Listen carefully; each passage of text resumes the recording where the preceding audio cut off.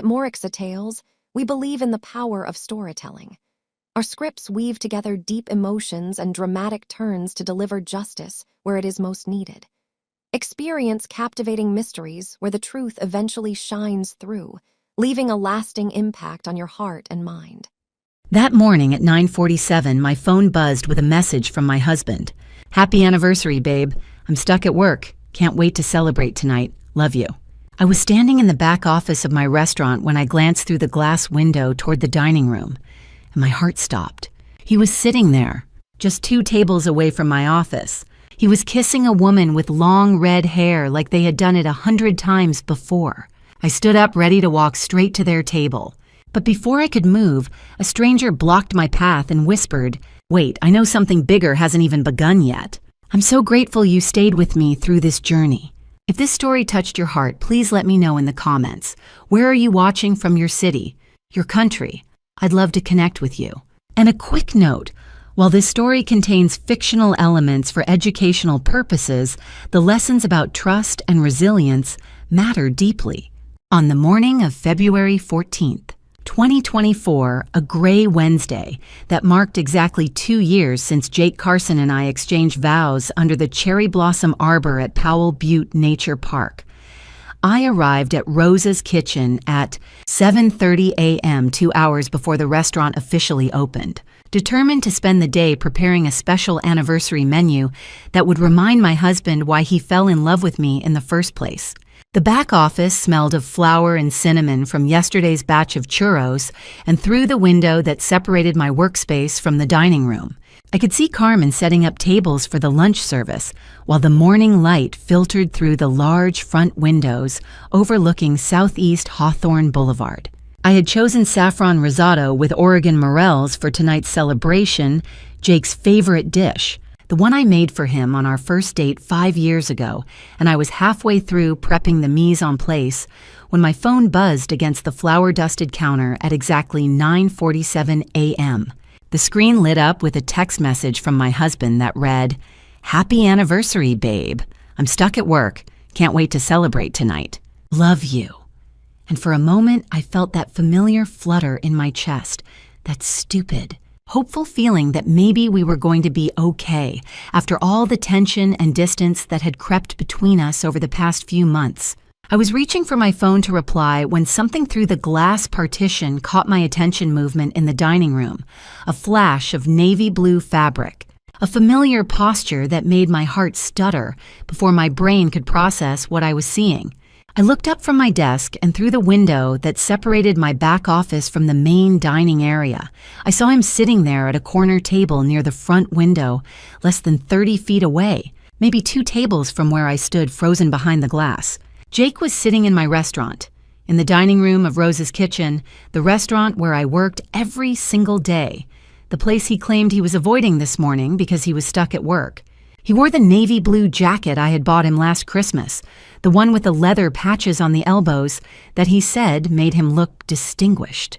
And he was leaning back in his chair with the casual confidence of someone who had no idea he was being watched.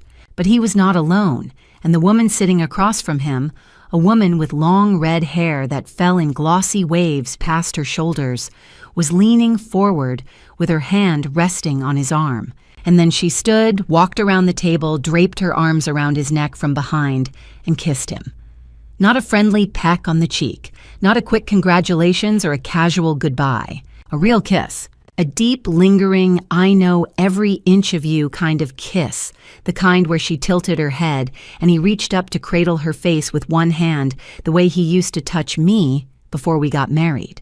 My phone slipped from my hand and clattered against the wooden desk, the screen still glowing with Jake's text message about being stuck at work, and time seemed to collapse into a single unbearable moment as I stood frozen behind the glass partition, unable to reconcile the loving message on my screen with the betrayal unfolding just 2 tables away in my own dining room. My brain scrambled desperately for explanations. Maybe it was not actually Jake. Maybe I was hallucinating from exhaustion. Maybe this was some elaborate surprise, but I knew that jacket. I knew the way he sat with his shoulders slightly hunched forward when he was relaxed. I knew the way he touched someone's face when he kissed them. because he used to kiss me exactly like that. And there was absolutely no mistaking what I was witnessing. I was about to push open the glass door that separated my office from the dining room, about to storm across those 30 feet and confront both of them in front of every customer, my hand already reaching for the doorknob and my vision narrowing to a single point of white-hot rage, when a hand gently but firmly gripped my shoulder from behind.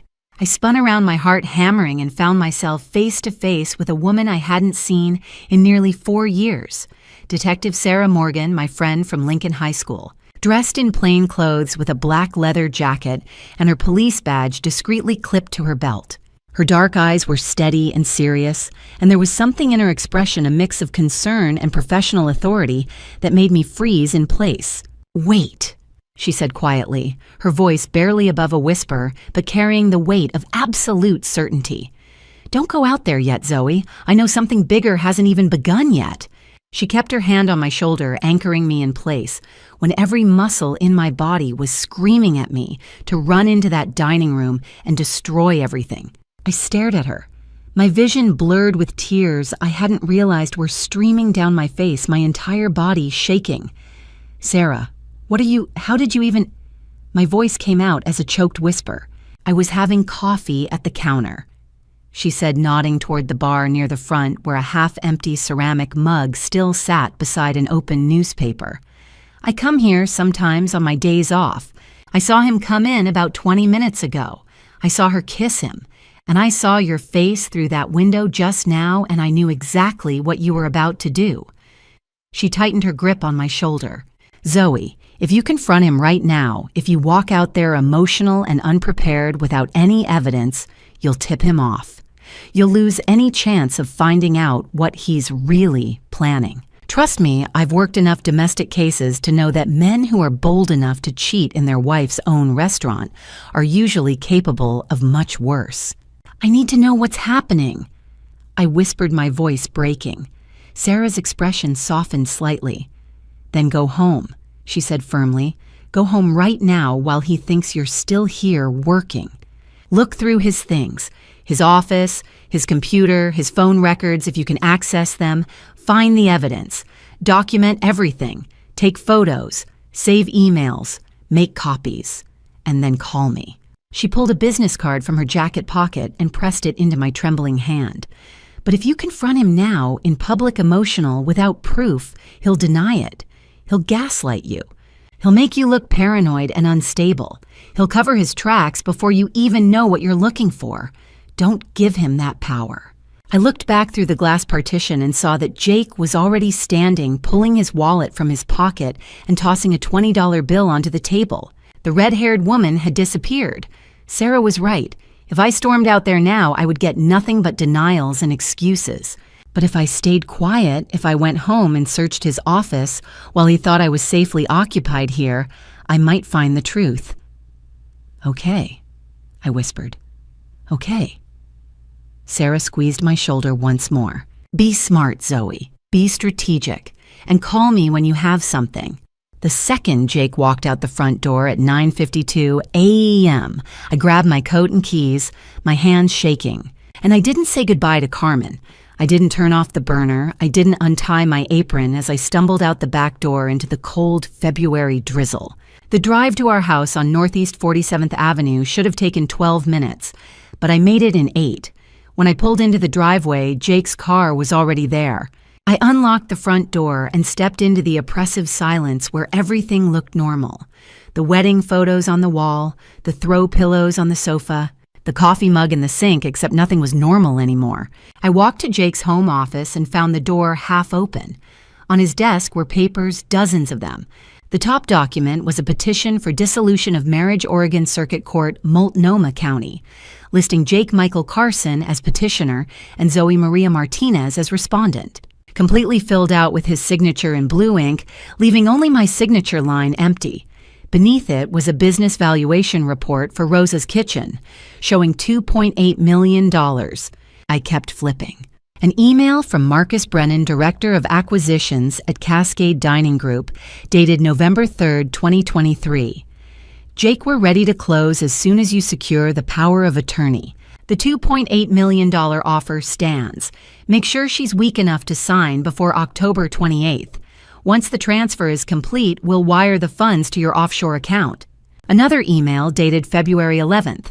Confirmed the red-haired contact will help with the emotional angle. She's on board.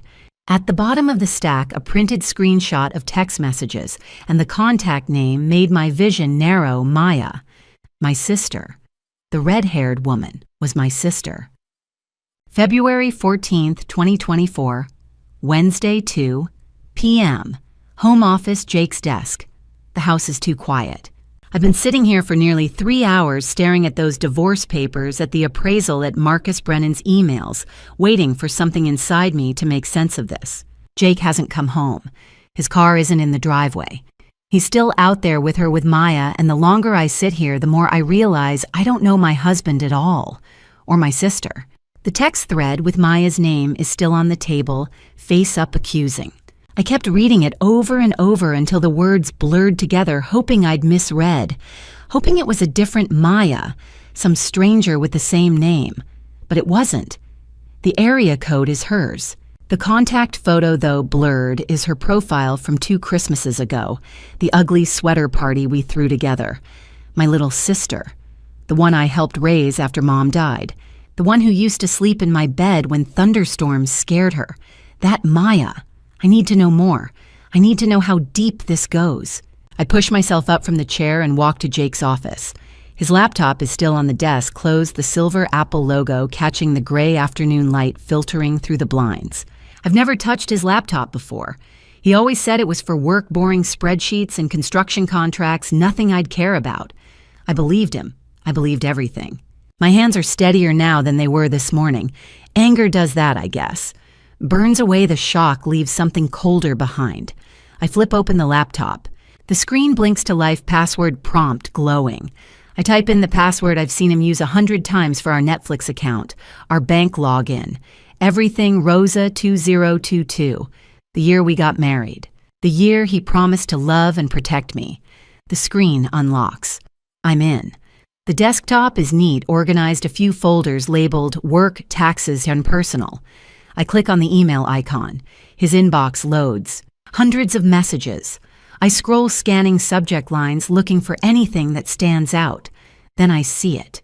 Re-deal finalization timeline from Marcus Brennan, Director of Acquisitions, Cascade Dining Group. I click. The email thread opens a chain of messages going back 4 months. October 10th, 2023. Jake, just confirming, once you have power of attorney over Rosa's kitchen, we can close within 72 hours. The $2.8 million is ready to wire. Make sure she signs voluntarily. We don't want legal complications. November 3rd, 2023. Update timeline extended to 90 days. Make sure she's weak enough to sign before the deadline. Emotional strain, health issues, whatever it takes. The red-haired contact will help with the emotional angle. She's on board. The red-haired contact. I scroll faster, my pulse hammering in my ears. Another email dated January 22nd, 2024. Confirmed your contact, M, has agreed to the arrangement. She'll keep Zoe distracted and emotionally vulnerable. Once the POA is signed, you'll transfer the business to us. We'll wire the $2. $8 million to your offshore account, Cayman Islands account number 847392. And you're free to start fresh with M in Seattle. Maya's table opens Q3 2024. Congrats, brother. Maya's table. I stop breathing. They're naming a restaurant after her, my sister. The restaurant Jake promised me we'd open together someday, the one we talked about on our honeymoon, the one I sketched floor plans for in the margins of my recipe notebooks. He's giving it to her. He's giving everything to her. I click on another folder, personal. Inside, there's a subfolder labeled M. I open it. Photos, dozens of them. Jake and Maya at Pike Place Market in Seattle. At Cannon Beach, the same spot where Jake proposed to me 3 years ago. At a hotel bar, her hand on his chest, his lips on her neck. The timestamps go back 18 months. 18 months. They've been doing this for a year and a half. I feel like I'm drowning. I open the Messages app. The thread with Maya's contact is right there, unread messages going back weeks. I scroll to the most recent exchange, February 13th, 2024, yesterday, 11:47 p.m. Maya, tomorrow's your anniversary with her, right? Are you really going through with it? Jake, relax, babe. I'll text her something sweet in the morning, keep her calm. By October, this'll all be over. You and me, Maya's table, and a baby. That's the plan. Maya, I want a baby with you, Jake. Soon. Promise me. Jake, I promise, baby. Soon. I slam the laptop shut so hard the desk rattles. My hands are shaking again, but not from shock this time. From rage. From betrayal so deep it feels like my ribs are cracking open. Maya wants a baby with him. My sister wants to have my husband's child. She wants the life I thought I had. And Jake has been playing us both. Promising me forever while stealing my family's legacy. Promising her a future while lying about everything. But there's something else. Something in Marcus Brennan's email that I can't stop thinking about. Make sure she's weak enough to sign before the deadline. Emotional strain, health issues, whatever it takes. Health issues. I've been sick. For months now. Since November. The nausea, the exhaustion, the stomach cramps that come in, waves every morning. I thought it was stress. I thought it was burnout from running the restaurant. But what if it wasn't? What if Jake has been doing something to me? My stomach twists. I run to the bathroom and barely make it to the toilet before I throw up bile burning my throat. When I finally sit back, gasping, my vision blurry with tears, I see it. On the counter. Jake's travel bag unzipped. Inside, tucked between his razor and deodorant, is a small brown bottle. I pick it up, hands trembling. The label reads, Ipecac syrup, for inducing vomiting in cases of poisoning. Expiration date, March 2025. The bottle is half empty. I stare at it, my mind racing. Ipecac. That's what's been making me sick. Jake has been poisoning me. Not enough to kill me. Just enough to weaken me. Just enough to make me desperate, exhausted, willing to sign anything to make it stop. Make sure she's weak enough to sign. Oh my God. I stumble back to the office, the bottle still clutched in my hand, and I open the laptop again. This time I search his browser history. I find it. Searches from 3 months ago. How to induce nausea without detection. Power of attorney requirements, Oregon. Can you contest a business sale if signed under duress? He planned this. He planned all of this.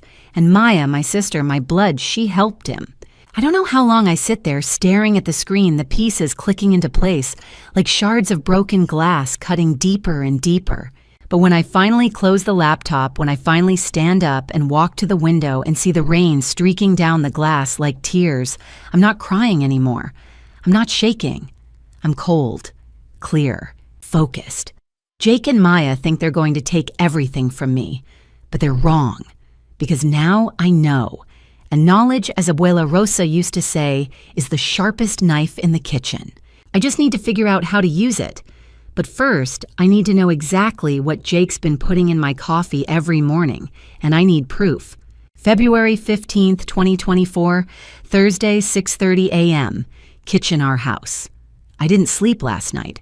How could I? Every time I closed my eyes, I saw that brown bottle. Ipecac syrup for inducing vomiting. Half empty. I lay there in the dark, listening to Jake's breathing beside me, wondering how many mornings he'd stood in this kitchen, smiling at me while he poisoned my coffee. He came home late last night after 11. I heard his keys in the door, his footsteps on the stairs, the creak of the bedroom floor as he undressed in the dark. I kept my eyes shut. My breathing slow and steady, pretending to be asleep. He slid into bed beside me like nothing had happened, like he hadn't just spent the day with my sister, like he wasn't planning to steal everything I have. I wanted to scream. I wanted to grab that bottle and throw it in his face and demand answers. But I didn't, because if I want to stop him, I need to be smarter than he is. I need proof. So this morning when the alarm goes off at 6:30, I get up. I go through the motions. I brush my teeth. I pull my hair into a ponytail. I put on the same worn Portland Trail Blazers hoodie I wear every morning. I walk into the kitchen like it's any other Thursday. Jake's already there, standing at the counter in his gray t-shirt and sweatpants, the coffee maker hissing and spitting steam. He turns when he hears me and he smiles. That same easy, warm smile I fell in love with 5 years ago. "Morning, babe," he says, like he didn't just spend yesterday planning my destruction. "Morning," I say, my voice steady. I lean against the doorframe, arms crossed, watching him.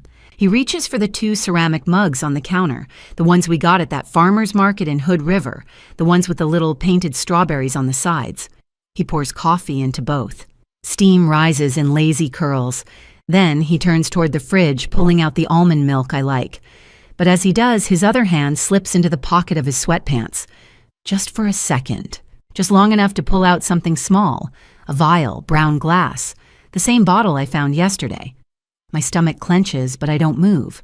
I don't let my face change. I just watch. He unscrews the cap with one hand, tilting it over my mug. A few drops, clear liquid disappearing into the dark coffee. Then he screws the cap back on, slips the bottle into his pocket, and turns around, reaching for the almond milk again like nothing happened. The whole thing takes maybe 5 seconds. If I hadn't been watching, I would have missed it. He stirs both mugs with a spoon, the metal clinking softly against ceramic, and then he walks over to me, holding out my mug with that same smile. "Here you go, babe. Extra almond milk, just how you like it." I take the mug from him, my fingers brushing his. My hands don't shake. I don't let them. "Thanks," I say. I bring the mug to my lips, pretending to take a sip.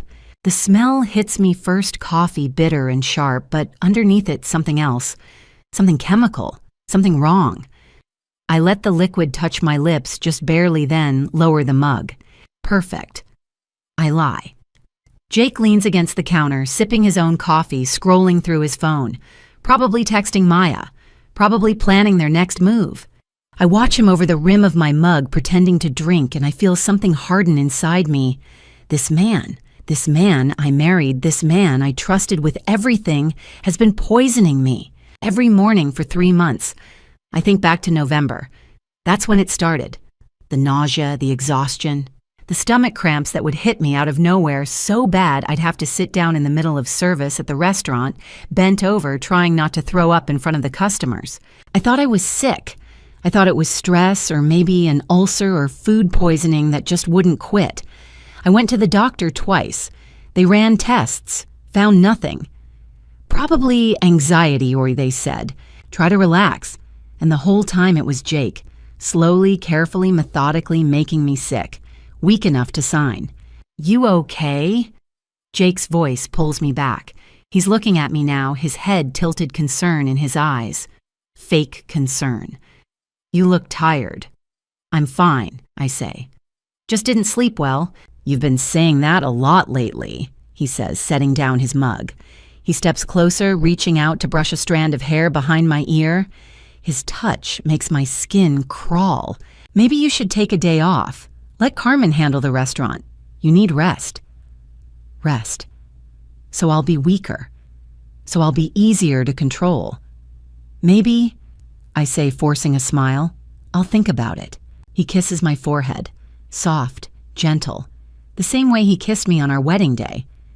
"I love you, Zoe," he says. And for a split second, I almost believe him. Almost. Then he grabs his keys off the counter and heads toward the door. "I've got an early meeting. I'll see you tonight, okay?" "Okay," I say. The door closes behind him. I wait until I hear his car pull out of the driveway. Then I move. I grab a small glass jar from the cabinet, one of the ones I use for storing spices, and I pour the rest of my coffee into it. Every last drop. I screw the lid on tight, wipe the outside clean, and tuck it into my purse. Then I dump the rest of Jake's coffee down the sink, rinse both mugs, and put them in the dishwasher. I stand there for a moment, gripping the edge of the counter, breathing hard. My hands are shaking now, not from fear, from rage. 3 months. He's been doing this for 3 months, and I didn't know. I didn't see it, but I see it now, and I'm going to prove it. I grab my phone and search for medical labs near me. Providence Medical Lab. 4.7 stars. Open at 8. I can be there in 20 minutes. I type out a text to Carmen. "Can you open the restaurant today? I have a doctor's appointment. I'll be in by noon." She replies immediately. "Of course, hun. Everything okay?" I stare at the message. No, nothing is okay. but it will be. Yeah, I type back. Just a checkup. I slip my phone into my pocket, grab my purse with the coffee sample inside, and head for the door. If Jake's been poisoning me, I need to know exactly what he's been using, and I need proof. Legal proof, the kind that'll hold up in court. Because this isn't just about me anymore. This is about Rosa's kitchen, about my grandmother's legacy, about everything Jake and Maya are trying to steal, and I'm not going to let them. It's Friday morning, February 16th, just past 10:15, when I pull into the parking lot of Providence Medical Lab on Northeast Gleason Street in Portland. I've been sitting in my car for 5 minutes now, engine off hands, gripping the steering wheel, staring at the glass doors of the clinic like they might swallow me whole. In my purse, tucked inside a brown paper bag, is the glass jar with yesterday's coffee. The coffee Jake made me. The coffee I watched him poison. I told Carmen I needed to run a quick errand before coming into the restaurant, something about checking inventory at a supplier across town. She didn't ask questions. Carmen never does. She just said, "Take your time, hon," and I loved her for it. I didn't sleep again last night. I lay in bed next to Jake, listening to him breathe, wondering how someone could sleep so peacefully after doing what he's done, after plotting with my sister to destroy me, after spending 3 months slowly poisoning me every single morning. This morning, he made coffee again. Same routine, same smile, same kiss on the forehead before he left for his meeting. I didn't drink it. I poured it down the sink the second he walked out the door, and for the first time in weeks, I didn't feel nauseous by 9 a.m. No cramps, no dizziness, nothing. That's when I knew for sure. It's the coffee. It's always been the coffee. I grab my purse, take a deep breath, and push open the car door. The air outside is cold and damp, typical February in Portland, the kind of weather that seeps into your bones. I walk across the parking lot through the automatic glass doors and into the waiting room. It's clean, sterile, the smell of antiseptic and lavender air freshener mixing in a way that makes my stomach turn. A receptionist behind a plexiglass window looks up from her computer and smiles. "Good morning. How can I help you?" "I need to see someone about a toxicology test," I say, keeping my voice steady. "For a beverage sample." Her smile falters just a little. "1 moment, please." She picks up the phone, murmurs something I can't hear, and then nods. "Dr. Bennett will be with you shortly. Please have a seat."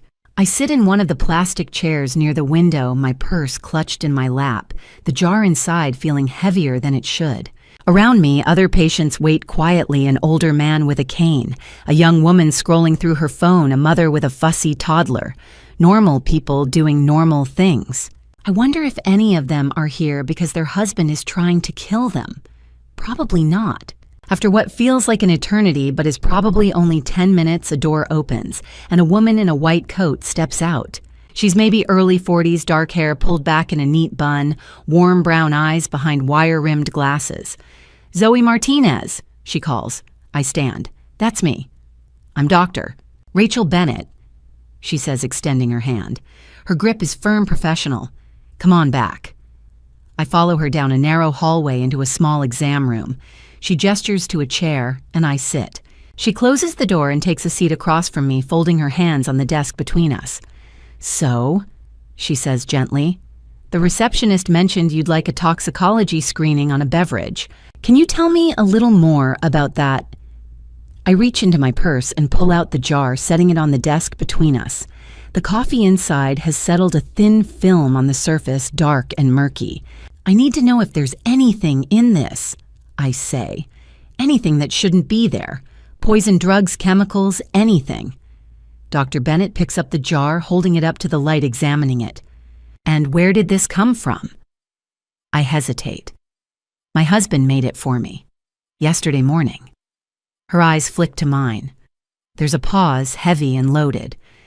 "And you're concerned because I've been sick." I say the words coming out faster now. "For 3 months. Nausea, vomiting, exhaustion, stomach cramps. My regular doctor ran tests. They found nothing. But yesterday I didn't drink the coffee my husband made me, and today I feel fine. No symptoms, nothing." Dr. Bennett sets the jar down carefully. Her expression is calm, but I can see the concern in her eyes. Zoe, I have to ask, do you feel safe at home? The question hangs in the air between us. Not anymore, I admit. But I can't do anything until I have proof, legal proof. That's why I'm here. She nods slowly, her gaze steady on mine. Okay, I understand. We can run a comprehensive toxicology panel on this sample. It'll screen for common poisons, prescription drugs, over-the-counter medications, and a range of chemical substances. How long will it take? 72 hours, she says. We'll call you as soon as the results are in. And it'll hold up in court if I need it to. If you're planning to pursue legal action, yes. Our lab is CLIA certified. The results are admissible in court. She pauses. But Zoe, if you're in immediate danger, I'm not, I say quickly. Not yet. He doesn't know I know. And I need to keep it that way until I have everything I need to stop him. Dr. Bennett studies me for a long moment, then nods. All right. The test will cost $127.50. We can bill your insurance if... No, I say, pulling out my wallet. I find the old credit card, the one that belonged to my mother before she died, the one I kept for emergencies. I'll pay cash, or this card. Just don't put it through insurance. She doesn't ask why, she just takes the card, processes the payment, and hands me a receipt. We'll call you Monday afternoon, she says. If you need anything before then, if you feel unsafe, please call 911 or call me. She hands me her business card. I take it, slipping it into my purse along with the receipt.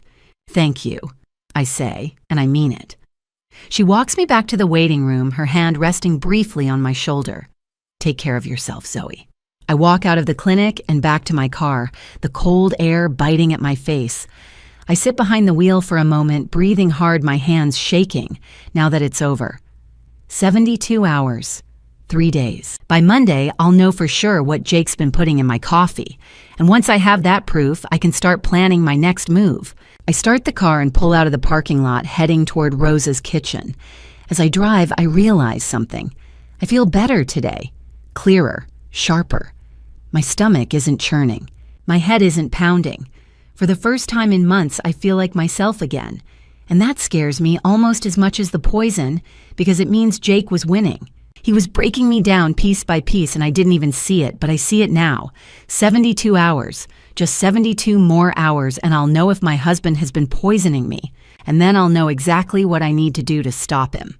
It's Monday afternoon, February 19th, 2:30, and I'm in the kitchen at Rosa's kitchen prepping mise en place for the dinner rush when my phone buzzes in my apron pocket. I wipe my hands on a towel and pull it out. Unknown number, Portland area code. My chest tightens. I step into the back office and answer. Hello? Zoe, it's Dr. Rachel Bennett from Providence Medical Lab. Her voice is calm but edged with something I can't quite place. Urgency, maybe, or concern. Can you come to the clinic right away? I have your results, and I think we need to discuss them in person. My stomach drops. Did you find something? Yes, she says quietly, and I think you'll want to see this as soon as possible. I tell Carmen I need to step out for an hour, grab my coat and keys, and I'm in my car before I can think twice. The drive to the clinic takes 12 minutes, but it feels like 12 hours. My hands are steady on the wheel, but my mind is racing. They found something. They found proof. By the time I pull into the parking lot, my heart is hammering so hard I can feel it in my throat. Dr. Bennett is waiting for me in the same exam room as before. She stands when I walk in, gestures to the chair, and closes the door behind me. On the desk between us is a manila folder. She sits, opens it, and slides a printed lab report across to me. Zoe, she says gently, the results came back this morning. I wanted to call you right away, but I needed to double check with the lab first because this is serious. I stare down at the report. The page is dense with technical jargon rows of chemical names and concentration levels, but one line near the top is highlighted in yellow. Ipecac syrup detected 15 milliliters per 250 milliliter sample. My vision blurs for a second. I blink hard, forcing myself to focus. Ipecac. I say, my voice barely above a whisper. That's the stuff that makes you throw up, right? Yes, Dr. Bennett says. It's a syrup used to induce vomiting in cases of poisoning. It used to be common in first aid kits, but it's not recommended anymore because it can be dangerous if misused. At this concentration, 15 milliliters in a standard cup of coffee, it wouldn't kill you outright, but it would cause chronic nausea, vomiting, fatigue, abdominal pain, and general weakness over time. I look up at her. For how long? If administered daily over several months, it could have severe cumulative effects: dehydration, electrolyte imbalance, muscle weakness, even damage to the gastrointestinal lining. She pauses. Zoe, someone has been poisoning you, deliberately. And based on what you've told me, it's been going on for at least 3 months. The room tilts. I grip the edge of the desk, forcing myself to stay present. 3 months, November, that's when it started. The nausea, the exhaustion, the cramps. I thought I was sick. I thought I was stressed. I thought it was my fault. But it was Jake. Every single morning for 3 months, he smiled at me, kissed me, handed me a cup of coffee, and poisoned me. Zoe, doctor. Bennett says, leaning forward, her voice firm but kind. You need to go to the police right now. This is a crime. Whoever did this to you is committing assault, possibly attempted murder, depending on the circumstances. You need protection. I shake my head slowly. I can't. Why not? Because I need more than this, I say, tapping the report. I need more evidence. I need to know exactly what he's planning. If I go to the police now, he'll just deny it. He'll say I'm making it up or that I put the ipecac in the coffee myself to frame him. He's smart. He's got money. He's got lawyers. And he's already planning to take everything from me. Doctor.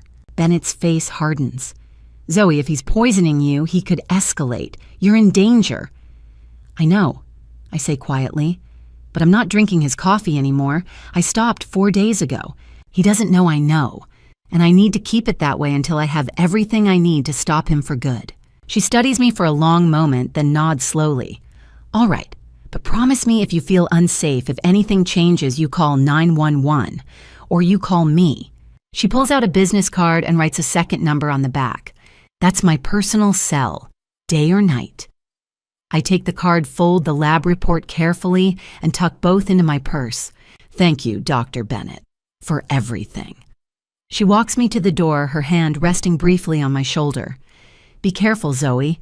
I walk back to my car, the lab report heavy in my bag, proof of what Jake has done to me. Proof that he's been systematically breaking me down, making me weak, making me desperate, all so I'd sign over Rose's kitchen without a fight. Make sure she's weak enough to sign. That's what Marcus Brennan's email said, and Jake followed through. He poisoned me. Every morning for 3 months, he looked me in the eye and poisoned me. I sit in the driver's seat, hands on the wheel, staring at nothing. The anger I've been carrying for the last 5 days crystallizes into something sharper, something colder. Jake thinks he's winning. He thinks he's broken me, but he's wrong. Because now I have proof. Legal, documented, lab-certified proof. And that changes everything. I start the car and pull out of the parking lot, my mind already moving to the next step. Jake doesn't just want Rose's kitchen. He wants me gone. And Maya, my own sister, is helping him. But they made a mistake. They underestimated me. They thought I'd be too weak, too sick, too broken to fight back. They didn't count on me finding that bottle. They didn't count on me testing the coffee. And they sure as hell didn't count on me having a backup plan. Because I do. I've always had one. My grandmother made sure of that. Abuela Rosa didn't just leave me the restaurant. She left me something else. Something Jake and Maya and Marcus Brennan don't know about. Something I haven't touched in 5 years, not since the day I inherited it. But now, I think it's time to use it. Jake wanted to weaken me. He wanted to destroy me. But he doesn't know I've just found my weapon. And by the time he realizes what's happening, it'll be too late. It's Tuesday evening, February 20th, just past 7, and I'm standing in the doorway of Abuela Rosa's old bedroom, the room that used to be hers before she died 5 years ago, the room I've barely touched since. The house is quiet. Jake texted an hour ago to say he's working late, which means he's probably with Maya. I don't care anymore. Let him dig his own grave. I came here tonight because I needed to be somewhere that felt safe, somewhere that felt like her.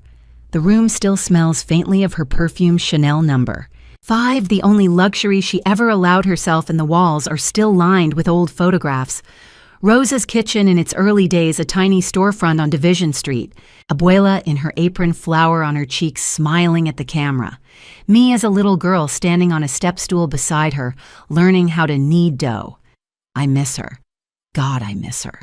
She would know what to do. She always knew. I walked to the old wooden dresser in the corner, the one she bought at a garage sale in 1979, and refinished herself. On top of it, in a place of honor, is her recipe book. Not the typed printed cookbook she sold at the restaurant. This one is older, more sacred. A leather-bound journal, 45 years old, the cover worn soft and brown from decades of use. Every recipe she ever perfected is in here, handwritten in her careful slanted script. Mole negro, tamales de rajas, pozole rojo. I've looked through this book 100 times since she died, but I've never been able to bring myself to cook from it. It feels too much like losing her all over again. Tonight, though, I reach for it. I don't know why. Maybe because I need to feel close to her. Maybe because I need to remember that I come from someone strong. I lift the book carefully, cradling it in both hands, and sit down on the edge of the bed. The leather cover is cracked along the spine, the stitching frayed. As I turn it over in my hands, a corner of the front cover catches on my sleeve, and I hear a soft tearing sound. My heart jumps. No, no, no! I look closer. The leather along the inside edge of the cover has peeled away slightly, revealing something underneath. Not the cardboard backing I expected. Paper. I set the book down on my lap and carefully peel back the damaged leather. Beneath it, tucked into a hidden pocket between the cover and the spine, are 3 folded pieces of paper. My hands are shaking as I pull them out. The first is a letter, handwritten in blue ink, Abuela's handwriting. I unfold it carefully, smoothing the creases, and start to read. My dearest granddaughter, Zoe. If you are reading this, it means I am gone, and it means someone has betrayed you. I always knew this day might come. Your grandfather and I built Rosa's Kitchen with our hands, our sweat, our love. But we also built it with sacrifice. And I know that sacrifice makes people jealous, greedy, dangerous. So I made a plan to protect you even after I am no longer here to do it myself. There is a trust fund, my daughter, $850,000. It is held at Wells Fargo Bank under my name, managed by my attorney, Benjamin Hartley. He's been my friend for 40 years, and I trust him with my life, with your life. The fund was created with one condition: it can only be accessed if there is proof that someone is trying to steal Rosa's Kitchen from you. If you have found this letter, I believe you have that proof. Call Benjamin. Show him what you have found. He will help you activate the trust. Use the money to protect yourself, to protect the restaurant, to fight back. This is your weapon, Zoe. Use it wisely. I love you, mi nieta, always and forever. Abuela Rosa. The letter blurs in front of me. I'm crying, tears spilling hot and fast down my cheeks, and I don't try to stop them. She knew. She knew this could happen. She knew I might need help, and she made sure I'd have it. Even from beyond the grave, she's still protecting me. I wipe my eyes and unfold the second piece of paper. It's a certificate from Wells Fargo Bank dated January 2015, 10 years ago. Rosa Martinez Family Trust Fund. Principal amount $850,000. The third paper is a business card. Benjamin Hartley, attorney at law. Hartley and Associates. A phone number is printed beneath his name. I sit there for a long time, holding the letter in one hand and the certificate in the other, the book still open on my lap. $850,000. That's more than enough to hire the best lawyers in Portland. More than enough to fight Jake and Marcus Brennan in court. More than enough to protect Rosa's Kitchen and everything Abuela built. But more than that, it's proof that she believed in me, that she trusted me to carry on her legacy, that she knew I'd fight. I fold the letter carefully and tuck it back into the book along with the certificate and the business card. Then I stand, walk to the window, and look out at the street below. The streetlights are just starting to flicker on, casting long shadows across the pavement. Somewhere out there, Jake is with Maya, thinking he's won, thinking I'm too weak, too broken, too scared to stop him. But he's wrong. Abuela gave me the weapon. Now I just need to learn how to use it. Tomorrow I'll call Benjamin Hartley. I'll show him the lab report, the emails, the forged signatures. I'll show him everything, and then I'll activate the trust, and then I'll start fighting back. It's Wednesday afternoon, February 21st, just past 3 o'clock, when I step through the glass doors of Hartley & Associates on 3rd Avenue in downtown Portland. The building is old pre-war brick with high ceilings and crown, molding the kind of place that smells like polished wood and old law books. A silver-haired receptionist looks up and smiles. "You must be Zoe Martinez. Mr. Hartley is expecting you." She leads me down a narrow hallway lined with framed diplomas and black and white photographs of Portland from decades ago. My heart is pounding. I called this morning, barely able to get the words out. "My name is Zoe Martinez. My grandmother was Rosa Martinez. I need to see Benjamin Hartley. It's urgent." Within 30 seconds, they'd booked me for 3 p.m. Now here I am, clutching my purse with Abuela's letter, the lab report, the emails, the divorce papers, everything folded carefully inside a manila envelope. The receptionist stops at a wooden door with a brass nameplate, Benjamin Hartley, Esquire. She knocks once, then opens it. "Zoe Martinez is here." "Send her in," a voice says from inside, warm, steady. I step into the office and he's already standing, coming around from behind his desk. Benjamin Hartley is exactly as I imagined. Mid-60s silver hair combed neatly back, wire-rimmed gold glasses, a tailored gray suit that's seen better days, but still fits him with dignity. He extends his hand. "Zoe," he says. And there's something in the way he says my name, like he's known me my whole life, that makes my throat tighten. "Please sit down." I sink into one of the leather chairs and he sits across from me, folding his hands on the desk. For a moment, he just looks at me, his expression soft, sad. "You look just like her," he says quietly. "Rosa. Same eyes, same fire." I blink hard, willing myself not to cry. "Not yet." "You knew her well." "For 40 years, he says. "She came to me in 1984 when she was opening Rosa's Kitchen. We became friends. She was one of the strongest women I've ever known. She told me about you all the time, how proud she was." My chest aches. "She told you about the trust fund." "She did," he says, his expression turning serious. 10 years ago. She set it up with money she'd saved over 30 years, $850,000. She made me promise not to tell anyone, not even you, unless someone tried to take Rosa's Kitchen from you. I nod slowly. Someone is. I pull the manila envelope from my purse and set it on the desk. Benjamin opens it, carefully pulling out each document. First, Abuela's letter. He reads it slowly, and I see his jaw tighten. Then the lab report from Providence Medical Lab.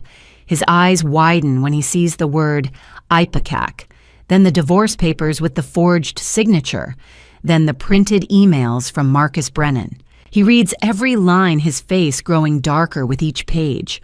When he's finished, he sets the papers down and looks at me. "Zoe," he says, his voice steady but edged with anger. "This is not just fraud. This is attempted murder." "I know," I say quietly. "That's why I'm here. I need help." Benjamin leans forward. "You have me, and you have Rosa even now.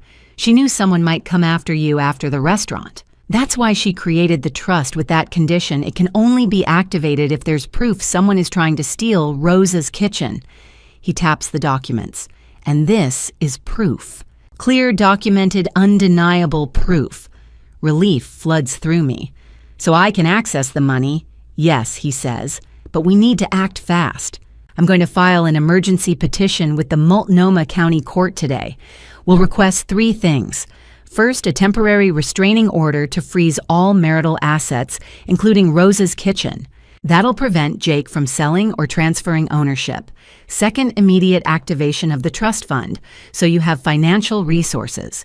And third, an investigation into Jake Carson's fraudulent activities, forgery, conspiracy to commit fraud and poisoning." My heart is racing. How long will that take? For an emergency petition like this, with evidence this strong, the court can rule within 48 hours. If the judge grants it, Jake won't be able to touch Rosa's Kitchen, and you'll have full access to the $850,000. I let out a breath I didn't know I was holding. "And the poisoning..." Benjamin's expression darkens. "That's a criminal matter. The court can order an investigation, but you'll need to work with the police. Do you have a contact there? I think of Sarah. Detective Sarah Morgan, my friend from high school. I haven't called her yet, but maybe it's time. I do, I say. Benjamin nods. Good. Because once we file this petition, Jake is going to know something's wrong. He's going to panic. And panicked people do dangerous things. You need someone watching your back. I will, I say. He stands, and I stand with him. He walks around the desk and places a hand on my shoulder the same way Abuela used to. Rosa loved you more than anything, Zoe. She would be so proud of you right now. My eyes burn with tears, but I let them fall. I miss her so much. I know, he says gently, but she's still here. In you, in Rosa's kitchen, in the fight you're about to win. I leave his office an hour later with a copy of the emergency petition in my purse and a court date set for Friday morning, February 23rd. As I walk to my car, the late afternoon sun breaking through the Portland clouds, I feel something I haven't felt in weeks: hope. Abuela protected me even after she died.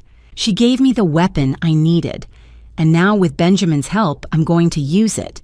But Jake is still out there, still plotting, still dangerous. I need someone who can help me catch him in the act, someone who can make sure he goes to prison for what he's done. I pull out my phone and scroll through my contacts until I find the name, Sarah Morgan. I haven't talked to her in months, but if there's anyone who can help me now, it's her. I hit call.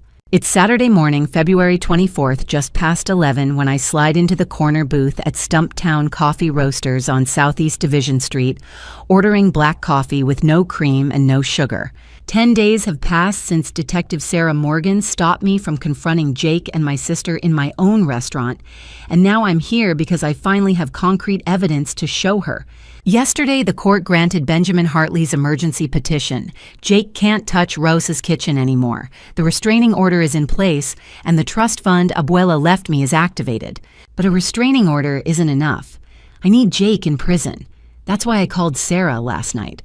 Sarah walks through the door at 11:15, dressed in jeans and a black leather jacket, her badge clipped to her belt. And she moves through the crowded coffee shop with the same alert posture she had 10 days ago.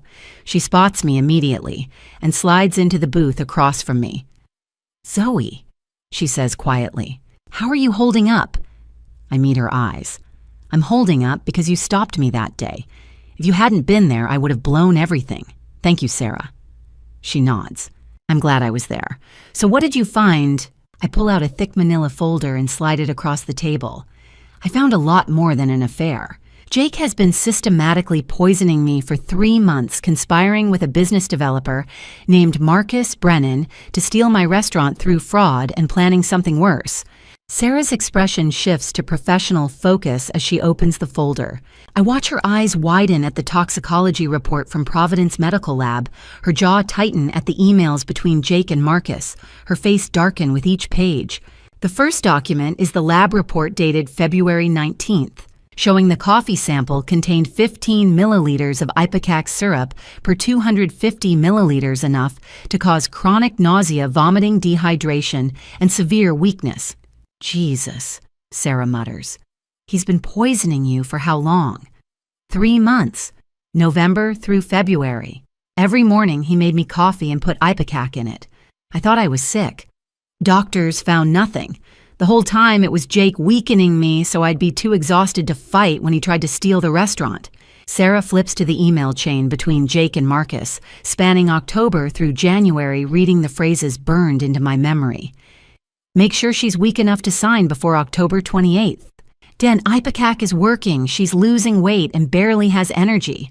And once the POA is signed, we'll wire the $2.8 million to your offshore account." She sets the papers down and looks at me with fury. "This is attempted murder. Poisoning someone to coerce them is aggravated assault at minimum. We could be looking at attempted homicide." She taps Marcus's email. "And Marcus Brennan is going down as an accessory. Conspiracy, financial exploitation. Serious prison time." "There's more?" I say, pulling out the forged divorce petition, the business valuation showing $2.8 million, the fake fertility documents Jake gave Maya when he actually had a vasectomy 5 years ago, and photographs from the private investigator showing Jake and Maya at the Marriott at restaurants. At Cannon Beach, Sarah goes through everything methodically, taking notes, and when she finishes, she exhales slowly. This is one of the most documented cases of domestic abuse and fraud I've seen in 10 years. Toxicology evidence, emails, financial records, forged documents, photographs. Do you want me to arrest Jake right now? I shake my head. Benjamin said the evidence is strong but circumstantial. The lab proves ipecac was in the coffee, not that Jake put it there. The emails prove Marcus wanted to buy the restaurant, not that Jake was actively coercing me. If we arrest him now, his lawyer will argue reasonable doubt. I lean forward. I need direct evidence. Video of Jake poisoning my coffee, audio of him admitting it or catching him committing a new crime. Something with no room for interpretation. Sarah nods. We set a trap. Install hidden cameras in your house kitchen anywhere he prepares food. Oregon is one-party consent, so you can legally record conversations without telling him, and you can record what happens in your home since it's marital property. Get him talking. Ask careful questions that make him feel safe and get him to admit what he's been doing. She flips through the papers. What about Marcus and your sister? My jaw tightens. Follow them. Document their meetings. If I catch Jake, Marcus, and Maya together discussing the plan that's conspiracy, 3 people coordinating fraud, that's a slam dunk, right? Sarah squeezes my hand, her expression fierce. We're going to get him, Zoe, I promise. But be smart and patient. If Jake finds out you're onto him before we have airtight evidence, he could escalate. Poisoning you was already dangerous. If he panics, he might do something worse. She pulls out a business card and writes a second number on the back. That's my personal cell. If anything happens, if you feel unsafe, if Jake threatens you or anything goes wrong, call 911 first, then call me immediately. Day or night. Understood. I take the card and nod. Understood. Thank you, Sarah. She gives me a small smile. You're stronger than you think, but I'm glad I can help. She stands gathering the folder. I'm going to run background checks on Marcus Brennan and look into his financial connections with Jake. You buy cameras, set them up, and document everything. We're building a case. When we're done, Jake Carson is going to spend a very long time in prison. I watch her walk out, and for the first time since my world fell apart, I feel something that almost resembles hope. It's Wednesday night, February 28th, 9:45, and I'm sitting cross-legged on my bed with my laptop open, headphones, and watching footage from the hidden camera I installed 4 days ago.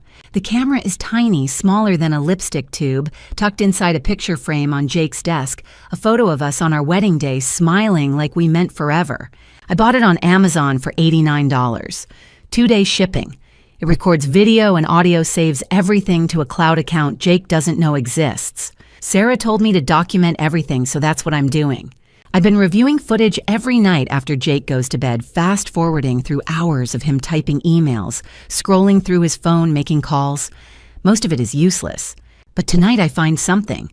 The timestamp on the video reads, February 27th, 2024, 2:47 p.m. yesterday afternoon.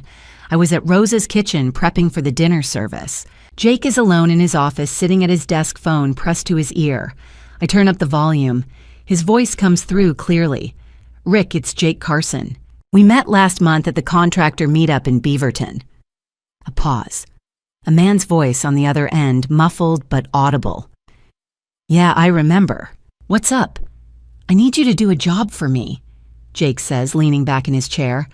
At a restaurant. Rosa's Kitchen, 428 Southeast Hawthorne Boulevard.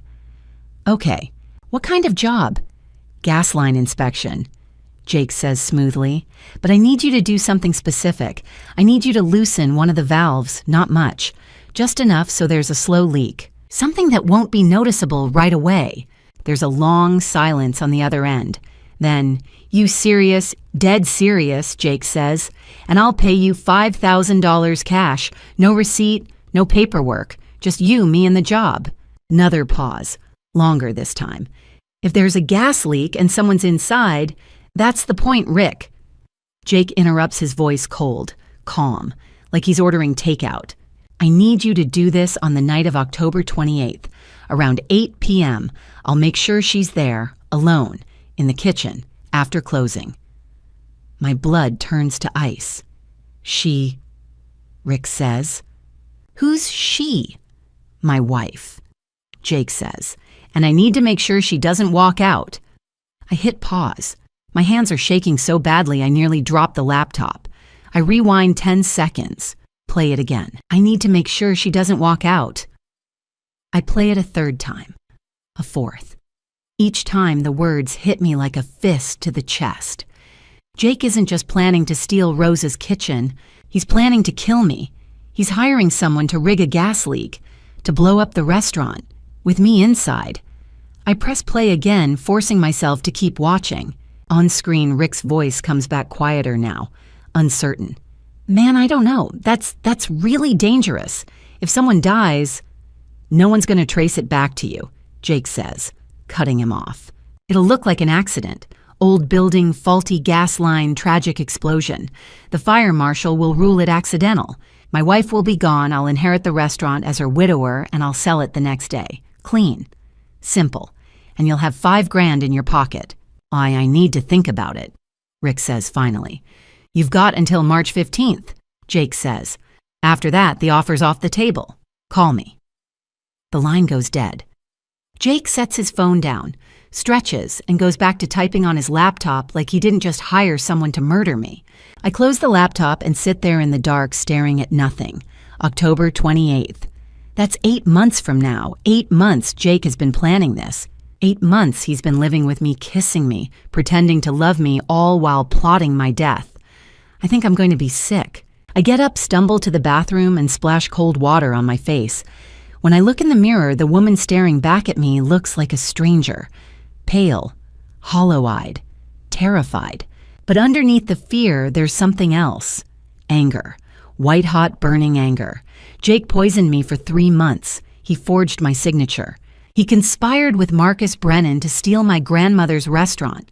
He slept with my sister, and now he's trying to kill me. He wants me dead, gone, erased, so he can take everything I have and start over with Maya. I grip the edge of the sink, breathing hard. No, I'm not going to let him. I go back to the bedroom, open my laptop, and export the video file. I save 3 copies, 1 to my phone, 1 to a USB drive. I hide in my purse, 1 to a private email account Jake doesn't know about. Then I open my messages and text Sarah. I have something. Can you meet tomorrow morning? It's urgent. She replies 30 seconds later. 7 a.m. my office. What is it? I hesitate, then type, Jake hired someone to kill me. I have it on video. 3 dots appear. Then, Jesus Christ, Zoe, are you safe right now? Yes, he's asleep. I'm fine. Lock your bedroom door. Don't let him in. I'll see you at 7. I lock the door. Then I sit back down on the bed, laptop open, and watch the video one more time. October 28th. Jake chose the date. He chose the method. He chose the place. But he made one critical mistake. He didn't know I was watching. He didn't know I was recording. And now I have proof. Direct, undeniable, prosecutable proof that Jake Carson tried to hire someone to murder me. Tomorrow I'll give it to Sarah, and then we'll stop him. But tonight, I sit here in the dark, listening to my husband breathe in the next room, and I realize something. I'm not afraid anymore. I'm ready. October 28th is 8 months away, but Jake doesn't know that I already know, and by the time he realizes, it'll be too late. It's Tuesday afternoon, March 5th, just past 4 o'clock, when I walk into the office of Anderson Investigations on Southwest Morrison Street in downtown Portland. The place smells like old coffee and cigarette smoke, even though there's a no smoking sign on the wall. A man in his 50s, gray hair, buzzed short, sits behind a cluttered desk covered in manila folders and empty styrofoam cups. He looks up when I walk in. Zoe Martinez. That's me. Tom Anderson. He stands, shakes my hand with a firm grip. Have a seat. I sit in the chair across from his desk, my purse clutched in my lap. I hired Tom 5 days ago, right after I showed Sarah the video of Jake hiring Rick Donovan to kill me. Sarah opened an official investigation, filed for a warrant, and told me to lie low. But I couldn't just sit around waiting. I needed to know more. I needed to understand why Jake was doing this, and I needed to know how deep Maya's involvement went. So I hired Tom. I asked him to follow Jake and Maya, to document everything, to find out what they were planning. Now Tom slides a thick folder across the desk toward me. "Preliminary report," he says. "I've been tailing them for 5 days. They're not subtle." I open the folder. The first page is a typed summary. The second page is photographs, lots of them. Jake and Maya entering the Marriott Downtown Hotel on Southwest 6th Avenue. Jake and Maya sitting at a corner table at Clyde Common holding hands. Jake and Maya kissing in the parking lot of a Fred Meyer grocery store. My stomach twists, but I keep reading. "They meet 3 times a week," Tom says, leaning back in his chair. "Always at the Marriott. Always between 2 and 5 p.m. when you're working at the restaurant. They check in under a fake name, Mr. and Mrs. Thompson. Jake pays cash." I nod slowly, flipping through the photos. "What else?" "Your sister's seeing a fertility specialist," Tom says. "Portland Fertility Center on Northeast Gleason. I followed her there twice last week. She has standing appointments every Tuesday and Thursday at 10 a.m. I look up. "Fertility specialist?" "Yeah, she's trying to get pregnant." Tom pulls out another photo. Maya walking out of the clinic, a folder tucked under her arm. From what I could see, she's been going since January. Looks like she's serious about starting a family. My chest tightens. Maya wants a baby. With Jake, my husband. "Does she know he's married?" I ask quietly. Tom shrugs. "Hard to say for sure, but based on their behavior, I'd guess yes. They act like a couple planning a future together, long-term stuff." She talks about opening a restaurant called Maya's Table. He talks about moving to Seattle. They're not hiding it from each other, just from you. I close my eyes, breathing slowly. "What about this?" Tom slides another photo across the desk. It's a shot of Jake and Maya sitting at a coffee shop, Powell's City of Books Cafe. Jake is holding a piece of paper, showing it to Maya. She's reading it, smiling. "Took that yesterday," Tom says. "Couldn't get close enough to see what it was, but it looked official. Medical documents, maybe." I stare at the photo. Medical documents. A thought occurs to me. "Can I see that again?" Tom hands me the photo. I zoom in on my phone camera, enlarging the image. The paper in Jake's hand has a logo at the top, Oregon Wellness Clinic, and underneath in small print, Patient Jake Carson. Diagnosis: low sperm count due to prior injury. Treatment: testosterone therapy to improve sperm quality. Estimated completion: December 2024. My heart stops. "What is it?" Tom asks. "I need to make a call." I say, pulling out my phone. I dial Sarah. She answers on the second ring. "Zoe, everything okay?" "I need you to check something for me," I say. "Jake's medical records. Specifically, I need to know if he's ever had a vasectomy." There's a pause. "Why?" "Because I think he's lying to Maya. He gave her fake medical documents saying he's being treated for low sperm count, but I need to know the truth." "Hang on," Sarah says. I hear typing in the background. "Since we opened the criminal investigation last week, I have a warrant to access his records. Give me a minute." I wait, my heart pounding. Tom watches me, curious but silent. "Okay," Sarah says finally. "I'm looking at his file now.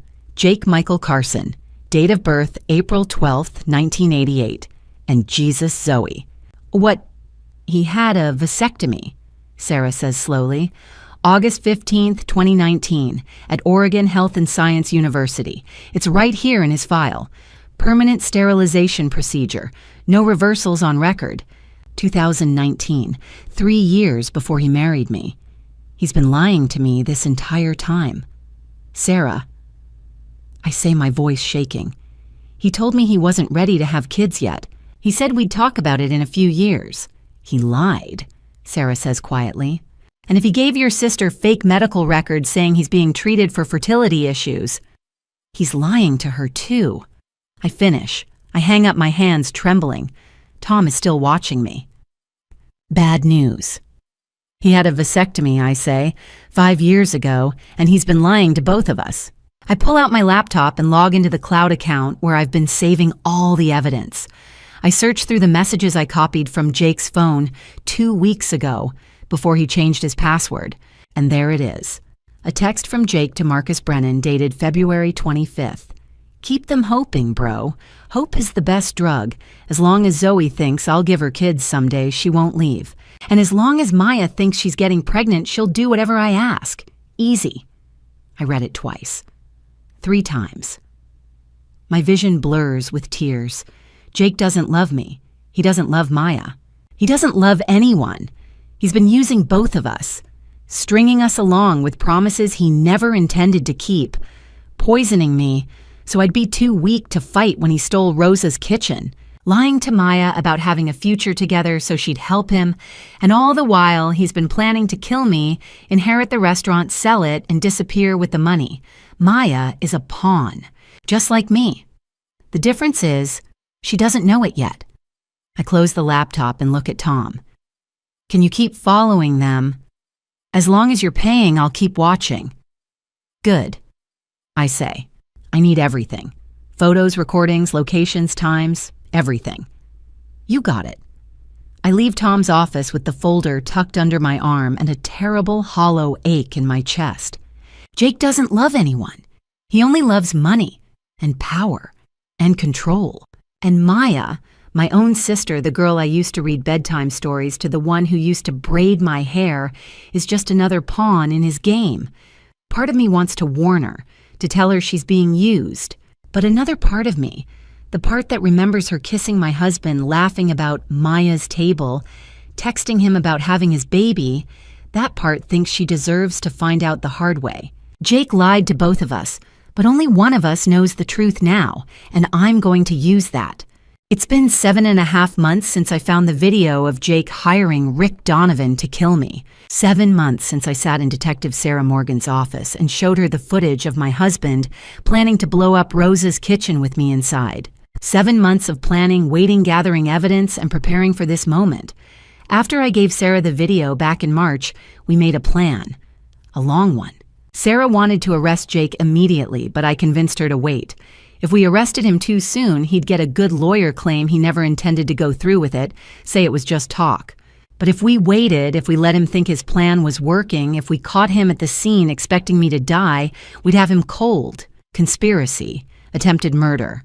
No wiggle room. So we waited. Sarah opened an official investigation. She got warrants. She tracked Rick Donovan, interviewed him secretly. Rick confessed everything Jake paid him, $5,000 cash, to loosen the gas valve at Rosa's kitchen. Rick was supposed to do it 3 days before October 28th, then disappear. Jake would make sure I was alone in the kitchen that night. The gas would leak. I'd light the stove. Boom. Accidental explosion. Tragic widow inherits restaurant, sells it, walks away clean. Except I know. And now 3 days before October 28th, it's time to make sure the plan doesn't work. It's Friday afternoon, October 25th, just past 2 o'clock, and I'm standing in the kitchen of Rosa's kitchen with my phone pressed to my ear. Oregon Natural Gas Customer Service. This is Brenda speaking. How can I help you today? Hi, I say, keeping my voice calm. I'm calling from Rosa's kitchen on Southeast Hawthorne Boulevard. I think we might have a gas leak. I've been smelling gas near the stove for the last 2 days. Okay, ma'am, we take that very seriously. I'm going to send a technician out right away. Can you confirm the address? 428 Southeast Hawthorne Boulevard, Portland. Perfect. Someone will be there within the hour. In the meantime, please don't use any open flames, and if the smell gets stronger, evacuate immediately. Thank you. I hang up and wait. 50 minutes later, a white van with the Oregon Natural Gas logo pulls up outside. A man in a blue jumpsuit and hard hat steps out carrying a toolbox and a handheld gas detector. I meet him at the door. Hi, I'm the one who called. Zoe Martinez, I'm the owner. Eddie Parker, he says, shaking my hand. Let's take a look. I lead him into the kitchen. He pulls out his gas detector and starts scanning around the stove, the pipes, the connections. After a minute, he frowns. Ma'am, you were right to call. This valve here, He points to a brass fitting near the main gas line behind the stove. It's been loosened. Not enough to cause an immediate leak, but if you'd turned on the stove at full heat for a while, it would have started leaking fast. Could have caused an explosion. My stomach twists, but I keep my face neutral. Can you fix it? Yeah, absolutely. I'll tighten it down right now. Check the whole system, make sure everything's secure. He works for 20 minutes, tightening bolts, checking connections, running the gas detector over every inch of the line. Finally, he straightens up. Okay, you're good. Everything's tight. No leaks. But I gotta ask, do you know how that valve got loosened? It doesn't just happen on its own. I swallow. I don't know. Maybe someone bumped it? He gives me a skeptical look, but doesn't push. All right, well, it's fixed now. I'll file a report with the company. Actually, I say quickly, pulling $500 bills out of my purse. Can you do me a favor? My husband, he's really anxious about stuff like this. If he finds out I called the gas company, he's going to think I'm being paranoid and it'll just cause a huge fight. Could you maybe not file the report just between us? Consider this a tip for coming out so fast. Eddie looks at the cash, then at me. Ma'am, I'm supposed to file every service call. I know, I say. But please, it's fixed now. Everything's safe. I just don't want the drama at home. He hesitates, then takes the money and tucks it into his pocket. All right, but if you smell gas again, you call immediately. Okay. I will. Thank you. He leaves. I lock the door behind him and let out a long breath. Step 1 done. The valve is fixed. But Jake doesn't know that, and Rick doesn't know that. They think the bomb is still armed. But I need insurance. I need to be able to control the gas line myself just in case something goes wrong, so I make another call. Walsh Gas Consulting. This is David. Hi, David.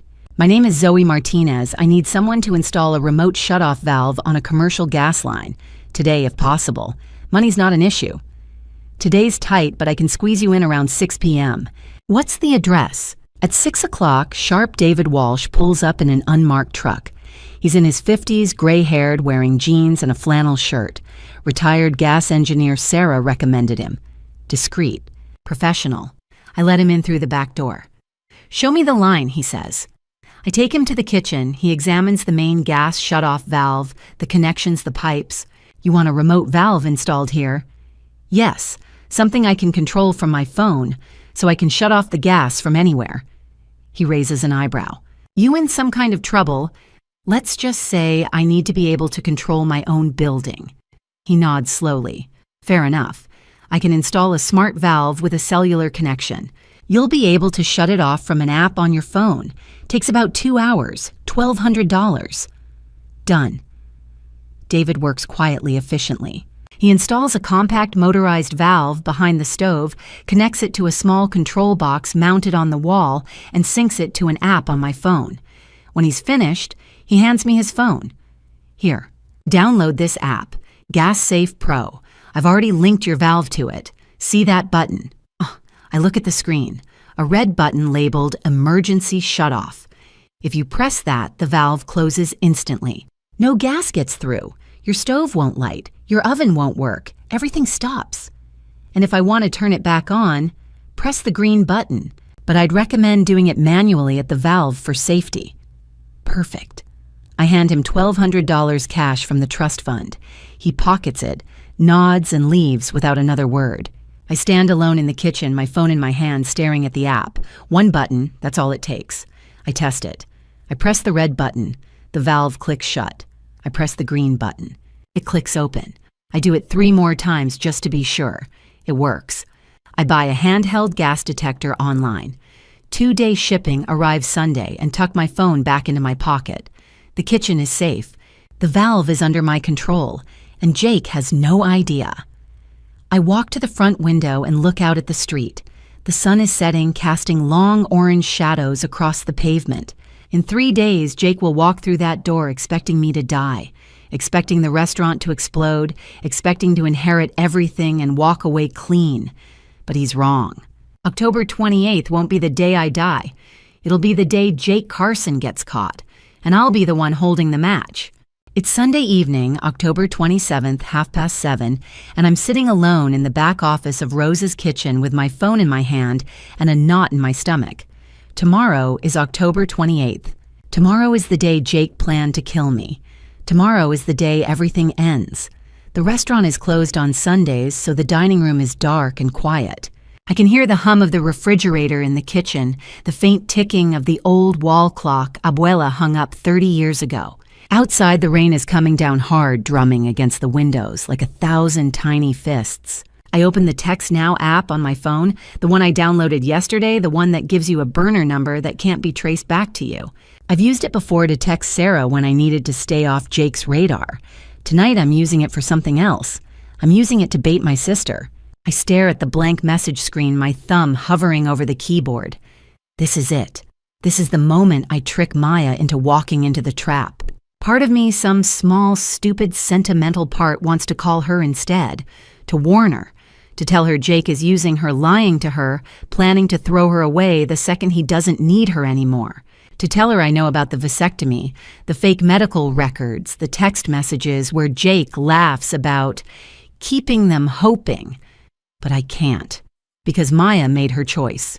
She chose Jake. She chose to sleep with my husband. She chose to help him steal Rosa's kitchen. And tomorrow night, she's going to face the consequences. I take a deep breath and start typing. The message has to sound exactly like Jake. Not too formal, not too careful. Just the right mix of confidence and urgency. I've been reading his texts for months. I know how he talks. I type, Babe Zoe's throwing a last-minute anniversary party tomorrow night, October 28th, 8 p.m. at Rosa's to win me back. She invited my mom and a bunch of our friends to guilt-trip me into staying. It's actually perfect. With all those people there, the accident will look even more real and no one will suspect a thing. Just show up like a normal guest, be polite to Zoe, and when it happens after everyone leaves around 10 p.m., we'll both have alibis because we were in the middle of a crowd. Don't call me back, Zoe's been watching me like a hawk. Trust me, baby. After tomorrow night, we're free. I love you. I read it 3 times, 4 times, making sure every word sounds like him, making sure the logic holds, making sure Maya will believe it. Then I hit send. The message goes through, delivered. I set my phone down on the desk and stare at it, my heart pounding. What if she doesn't believe it? What if she calls Jake to check? What if she doesn't show up? I check the time. 7:34 p.m. I wait. 1 minute, 2 minutes, 5 minutes. My phone buzzes. I grab it so fast I almost drop it. A reply from Maya. Okay, babe, I'll be there. After tomorrow, we'll have everything right. I stare at the message and something inside me cracks. After tomorrow, we'll have everything. She really believes it. She really thinks Jake loves her, that he's going to leave me for her, that they're going to open Maya's table together and live happily ever after with the money from selling Rosa's kitchen. She has no idea Jake had a vasectomy 5 years ago. She has no idea he's been lying to her about having a baby. She has no idea that the second he gets what he wants, he'll disappear and leave her with nothing. Or worse, he'll blame everything on her. I type back, still pretending to be Jake. We'll have everything, baby. I promise. See you tomorrow. Wear something nice. And remember, act surprised when you walk in. Her reply comes instantly. I will. I love you. I close the app, delete the conversation, clear the cache. Then I sit there in the dark office staring at nothing and I feel empty. I don't feel triumphant. I don't feel clever. I just feel sad. Because tomorrow Maya is going to walk into Rosa's kitchen thinking she's about to get everything she's ever wanted. And instead, she's going to lose it all. But I can't let that stop me. Not now. Not after everything Jake has done. I stand up, slip my phone into my pocket, and walk to the front window. The rain is still coming down, blurring the lights of the cars passing by on Hawthorne Boulevard. Somewhere out there, Jake is at home, probably texting Maya, probably planning what he's going to say when the police ask him about the tragic accident that killed his wife. Somewhere out there, Maya is smiling, thinking she's won. But tomorrow they'll both learn the truth. Tomorrow the trap closes. I turn away from the window, lock the office door behind me, and head home. Everything is ready. The gas is under my control. The evidence is saved in 3 places. Sarah knows the plan. The guests are invited, and Maya just confirmed she'll be there. Tomorrow night, October 28th, at 8 p.m., everyone I need will be in one room. And when I'm done, Jake Carson and Maya Martinez will both be in handcuffs. Everything is ready. Tomorrow it all ends. It's Monday morning, October 28th, 6 o'clock sharp when I wake up in my bedroom and reach for my phone. No alarm. I didn't need one. I haven't slept more than 2 hours. Today is the day. I open the Gas Safe Pro app and tap the red button. Emergency shut off. The valve at Rose's kitchen clicks shut 2 miles away. No gas, no explosion, no accident. Jake's plan is dead before it even starts. I get dressed in the dark black jeans, a gray sweater, my grandmother's apron folded in my bag. Then I drive through the empty, rain-slicked streets of Portland to Rose's kitchen, unlock the back door and step inside. The restaurant is silent, cold. The air smells faintly of cumin and cinnamon, the ghosts of 1,000 meals cooked in this kitchen. I flip on the lights tie on Abuela's apron and get to work. Today I'm not just cooking a meal, I'm building a case. 7 courses, 7 sins, 7 pieces of evidence that will destroy Jake Carson and everything he's tried to take from me. I start with the menu. Writing it out by hand on a chalkboard, I'll hang in the dining room tonight. Course 1, bitter coffee, ipecac poisoning. Course 2, the forged contract, fake signature, fraud. Course 3, broken. Promises vasectomy lies. Course 4, the betrayal affair, infidelity. Course 5, the murder plot gas leak, conspiracy to kill. Course 6, ambition, Maya's table, greed. Course 7, the truth, justice, reckoning. I stand back and look at it. It's perfect, cold, surgical. Exactly what this needs to be. Then I get to work on the food. Course 1 is easy. I brew a pot of coffee, dark, bitter, strong. I pour a single cup and set it on a tray with a printed copy of the lab report from Providence Medical Lab. Ipecac syrup detected 15 milliliters per 250 milliliter sample. This is what Jake gave me every morning for 3 months. This is how he tried to break me. Course 2 is a deconstructed salad, greens, vinegar, sharp cheese served on a plate with a photocopy of the forged business sale contract underneath the glass. My signature faked. $2.8 million. Marcus Brennan's name at the bottom. Course 3 is pan-seared salmon with a lemon reduction. Delicate, beautiful, bitter. I played it next to a printed copy of Jake's vasectomy record from Oregon Health and Science University. Date August 15th, 2019. 3 years before he married me. 5 years before he told Maya he wanted a baby with her. Course 4 is roasted lamb with rosemary and garlic served with a side of printed text messages. Jake and Maya. I love you, babe. After this is over, we'll have everything. Maya's table opens next spring. 18 months of lies plated like an entree. Course 5 is the hardest. I make a dish Abuela used to serve at quinceañeras, chile and nogada poblano peppers, stuffed with meat and spices, topped with a white walnut sauce and pomegranate seeds. It's a dish that takes hours. A dish that requires patience, care, love. And I serve it with a printed transcript of the recording from my hidden camera. Jake's voice clear as day. I need you to loosen the valve, just enough for a slow leak. I'll make sure she's there, alone, in the kitchen. Rick Donovan's voice. If someone dies... Jake, no one's going to trace it back to you. Course 6 is a dessert tres leches cake, my grandmother's recipe, the one she taught me when I was 8 years old. I played it with a printed email from Marcus Brennan to Jake. Once the POA is signed, we close on Rosa's kitchen wire the $2.8 million, and you're free to start fresh with M in Seattle. Maya's table opens Q3/2025. Course 7 is just a single piece of dark chocolate on a white plate. No garnish, no explanation, just the truth, bitter and undeniable. I spend the rest of the morning plating, arranging, photographing each dish, so I have backups in case something goes wrong. At noon, Carmen Foster arrives with a van full of equipment, portable electric cooktops, chafing dishes, extra plates. She took half the menu to her restaurant yesterday and finished it there so I wouldn't be overwhelmed. She's the only person besides Sarah who knows what's really happening tonight. "You ready for this?" she asks, setting a tray of empanadas on the counter. "I've been ready since February," I say. She nods, doesn't ask more questions. That's why I love her. By 2 p.m., the food is done. I cover everything and store it in the walk-in cooler. Then I move to the dining room. I set up a folding screen at the far end of the room, mount a projector on a tripod plug in my laptop. I test the slideshow I made last week, crime scene photos, email threads, bank statements, the video of Jake hiring Rick Donovan, everything I need to bury him. At 3 p.m., Sarah Morgan stops by. She's in jeans and a bomber jacket off duty, but I can see the badge clipped to her belt. "You good?" she asks. "I'm good." Jake still doesn't know. He has no idea. She nods. "I'll be here at 7:45. I'll sit in the back act like a guest. If things go sideways, I'm 2 seconds away." "They won't go sideways," I say. She looks at me for a long moment, then squeezes my shoulder. "Your grandmother would be proud of you."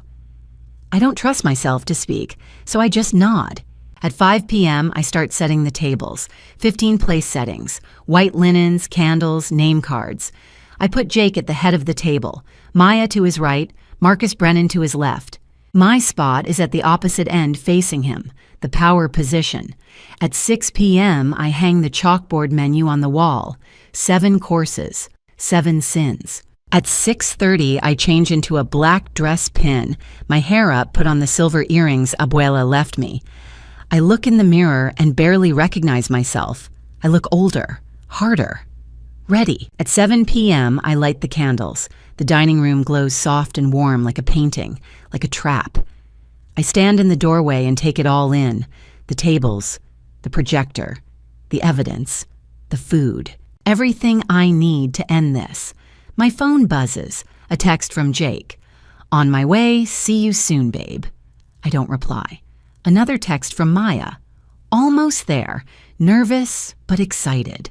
I smile. A cold, thin smile. She should be nervous. At 7:30, I open a bottle of wine and pour myself a glass. I don't drink it.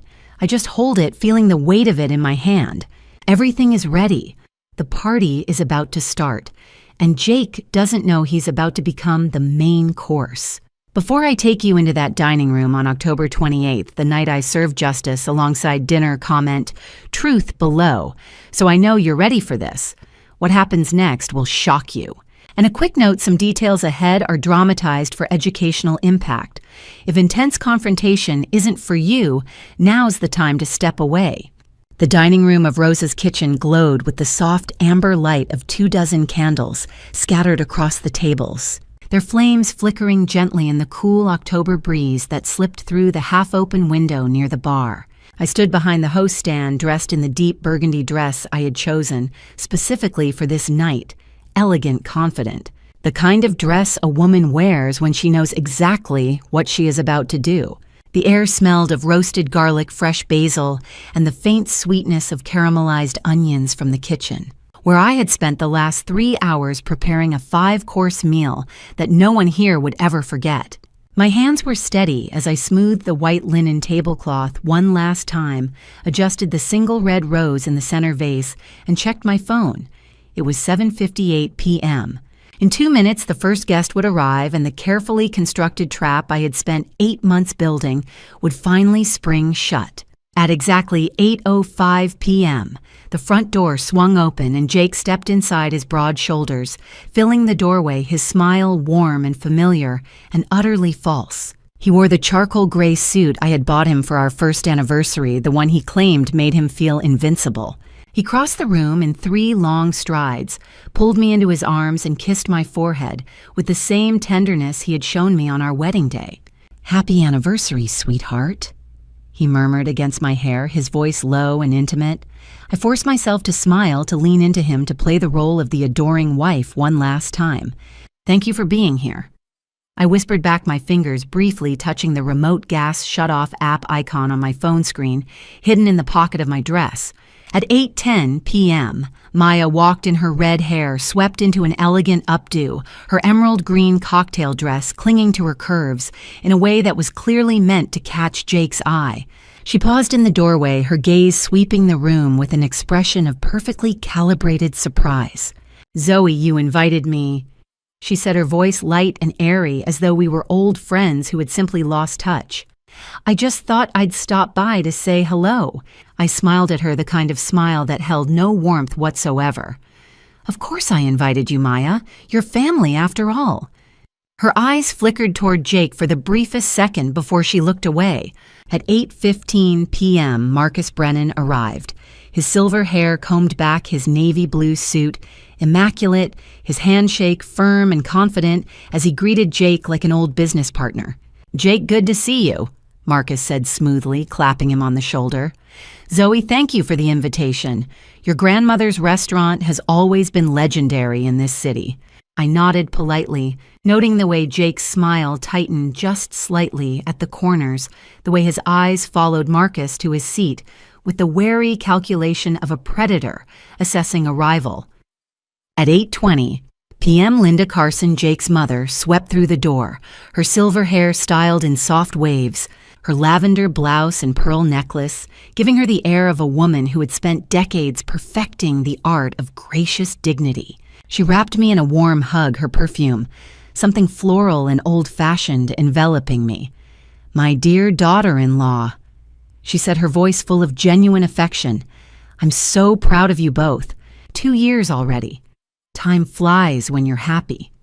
I held her a moment longer than necessary, feeling a pang of guilt that she had no idea what her son had done. At 8:25 p.m., Detective Sarah Morgan arrived dressed in a simple black blazer and jeans, her badge discreetly hidden in her purse. She greeted me with a hug and a knowing look. "Zoe, it's been too long," she said loud enough for everyone to hear. "I'm so glad you invited me to celebrate with you." I squeezed her hand briefly, a silent acknowledgement that she was here not as a guest, but as a witness. Over the next 15 minutes, the remaining 10 guests arrived in a steady stream. My Aunt Carmen at 8:28 p.m., still wearing her nurse's scrubs from the evening shift at Providence Hospital. My cousin Mateo and his wife Isabella at 8:32 p.m., their 2-year-old daughter Anna asleep in Isabella's arms. Mr. and Mrs. Anderson, the elderly couple who had been regulars at Rosa's Kitchen for over 20 years, arriving at 8:36 p.m. with a bottle of wine and warm smiles. Father Miguel from Our Lady of Sorrows, who had married Jake and me 2 years ago, arriving at 8:40 p.m. with a blessing and a prayer book tucked under his arm. Jenny, my best friend from culinary school, at 8:43 p.m., her camera slung around her neck because she never went anywhere without it. And finally, Benjamin Hartley, my lawyer, at 8:47 p.m., his presence a quiet promise that every word spoken tonight would be documented and legally binding.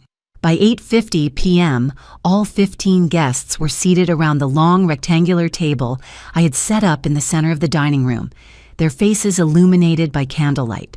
Their conversations a low hum of laughter and small talk that filled the space with a deceptive sense of normalcy. I stood at the head of the table, my wine glass raised, and waited for the room to fall silent. "Thank you all for being here tonight." I began, my voice steady and clear. 2 years ago, Jake and I stood before many of you and promised to love and honor each other for the rest of our lives. Tonight, I wanted to celebrate that promise with the people who matter most to us. I paused, letting my gaze sweep across the faces at the table. Jake's confident smile, Maya's carefully neutral expression, Marcus Brennan's polite curiosity, Linda Carson's beaming pride, Sarah Morgan's watchful eyes, and the others, all of them waiting, all of them unaware of what was coming. "I've prepared a very special meal for you tonight." I continued, my tone warm and gracious. 5 courses, each one inspired by a memory from my grandmother Rosa's recipes. But more than that, I have a story to share with you, a story about trust, about betrayal, and about the lengths people will go to in order to protect what they love. I saw Jake's smile falter for just a fraction of a second, saw the way his hand tightened around his wine glass, and I knew in that moment that he had realized something was wrong. I set my glass down, gently walked to the kitchen door, and gestured to the first course, waiting on the counter a simple dish of heirloom tomato bruschetta, drizzled with balsamic reduction and garnished with fresh basil. "The first course will be out in just a moment," I said, turning back to face my guests, "and with it, the first chapter of tonight's story." I met Jake's eyes across the table, held his gaze for a long, deliberate second, and smiled. "I think you're all going to find it very enlightening." By 8:55 that evening on October 28, 2024, all 15 guests had settled into their seats at the long candlelit table in Rose's kitchen, their faces glowing with the warm expectation of celebration. And I stood at the head of the table with a silver tray in my hands, knowing that the next 35 minutes would shatter every illusion in this room. I set a white porcelain cup of coffee directly in front of Jake's steam, curling from its surface, and began. For 3 months, 90 consecutive days, my husband made me coffee every single morning. I said, my voice steady and deliberate. He was so loving, so attentive. But what he didn't tell me was that every cup contained 15 milliliters of ipecac syrup, a drug designed to induce violent vomiting. I pulled the folded toxicology report from my pocket and held it up. This is from Providence Medical Lab, dated February 19, 2024. It confirms ipecac poisoning. Jake systematically weakened me so I couldn't fight what came next. Jake's face went pale, his knuckles white as he gripped the edge of the table, but I didn't give him time to speak. I moved to the laptop on the side table and projected the first email onto the wall. "The second truth is about theft," I said, my tone sharp and clear. This is an email from Marcus Brennan to Jake, dated November 3rd, 2023.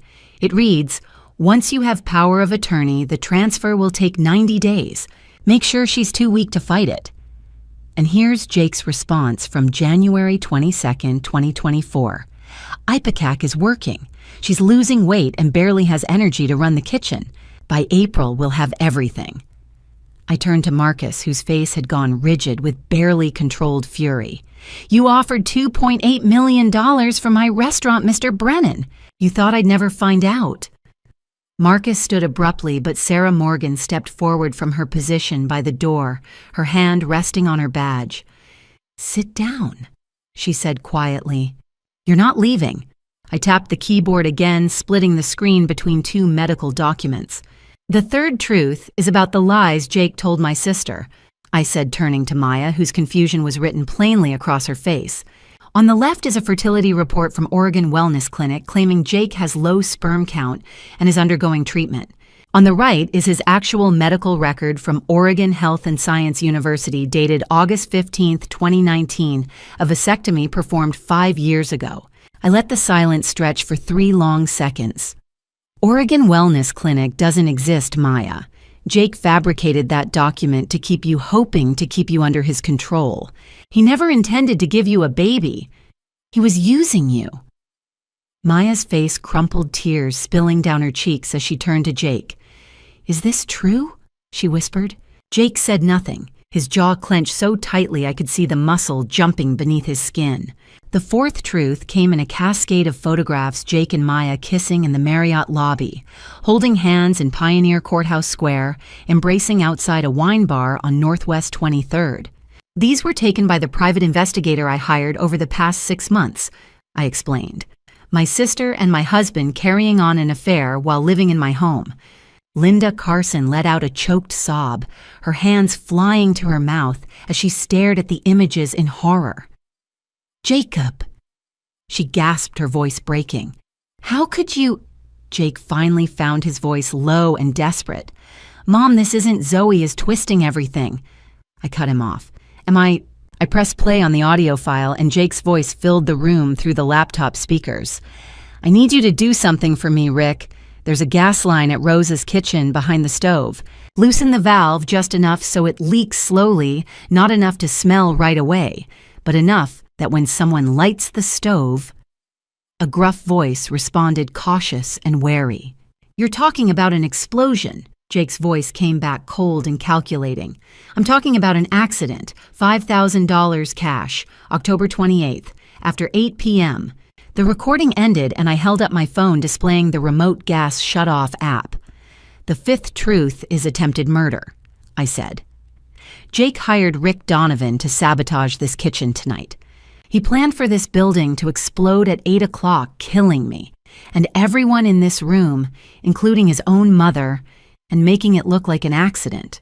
Linda collapsed forward sobbing and Aunt Carmen rushed to support her. Jake shot to his feet, his face red. I didn't mean for anyone else to get hurt, he shouted. It was only supposed to be... He stopped himself, realizing too late what he'd admitted.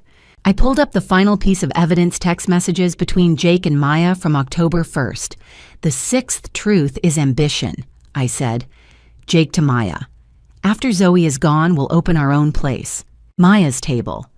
Just you and me. Maya to Jake. I can't wait. I love you. Maya buried her face in her hands, her shoulders shaking with sobs. I set my phone down gently on the table. And the seventh truth, I said, my voice dropping to something cold and final, is justice. Sarah Morgan stepped forward, her badge now visible at her belt, her expression professional and unyielding. Jacob Carson, you are under arrest for attempted murder, conspiracy to commit fraud, and solicitation of arson, she announced. Marcus Brennan, you are under arrest as an accessory to fraud. She pulled handcuffs from her belt and snapped them onto Jake's wrists as he stood frozen, all the color drained from his face. Detective James Torres entered through the back door and cuffed Marcus with the same efficient precision. You have the right to remain silent. Sarah continued, her voice steady as she recited the Miranda warning. Anything you say can and will be used against you in a court of law. I watched Jake being led toward the door at 9:28 p.m. on October 28th, 2024. His head bowed, his shoulders slumped in utter defeat, and felt something inside me finally release, not triumph exactly, but the quiet satisfaction of knowing that justice had been served. Maya remained collapsed at the table, sobbing into her hands, and Linda Carson reached for mine, her eyes red and swollen. Zoe, I'm so sorry, she whispered. I had no idea. I squeezed her hand gently. I know you didn't, Linda. This was never your fault. As the door closed behind Jake and Marcus at 9:30 p.m., the dining room fell silent except for Maya's weeping, and I looked around at the faces of my guests, shocked, grieving, but alive. All of them alive. It's over, I said softly. It's finally over. 5 minutes after Jake and Marcus had been handcuffed at 9:30 p.m., Detective Sarah Morgan stood in the center of Rosa's kitchen at 9:35 on the evening of October 28th, 2024. Her badge gleaming under the candlelight as she addressed the stunned guests who remained seated around the table, their faces pale with shock. Ladies and gentlemen, Sarah began, her voice calm and authoritative. What you have witnessed tonight is the culmination of an 8-month investigation into conspiracy, fraud, attempted murder, and poisoning. I need everyone to remain seated while my team secures the scene and collects evidence. She turned to Jake, who stood with his hands cuffed behind his back, his face contorted with rage. Jacob Carson, you are formally charged with the following crimes: attempted murder in the first degree for planning the gas explosion intended to kill your wife and 14 other individuals. Poisoning with intent to cause bodily harm through the systematic administration of ipecac syrup over a 90-day period from November 15th, 2023 through February 14th. 2024, conspiracy to commit fraud through the falsification of power of attorney documents and the forged sale contract for Rosa's Kitchen valued at $2.8 million. Solicitation of arson and murder for hire through your contact with Rick Donovan on February 27th, 2024. Offering $5,000 cash for sabotaging the gas line at this location. And identity fraud through the fabrication of medical documents from a non-existent clinic called Oregon Wellness Clinic. Sarah's recitation was methodical, each charge landing like a hammer blow, and Jake's face shifted from fury to something closer to desperation. "This is a setup," Jake shouted, his voice cracking. "Zoe orchestrated all of this. She trapped me." Sarah's expression didn't change. "Mr.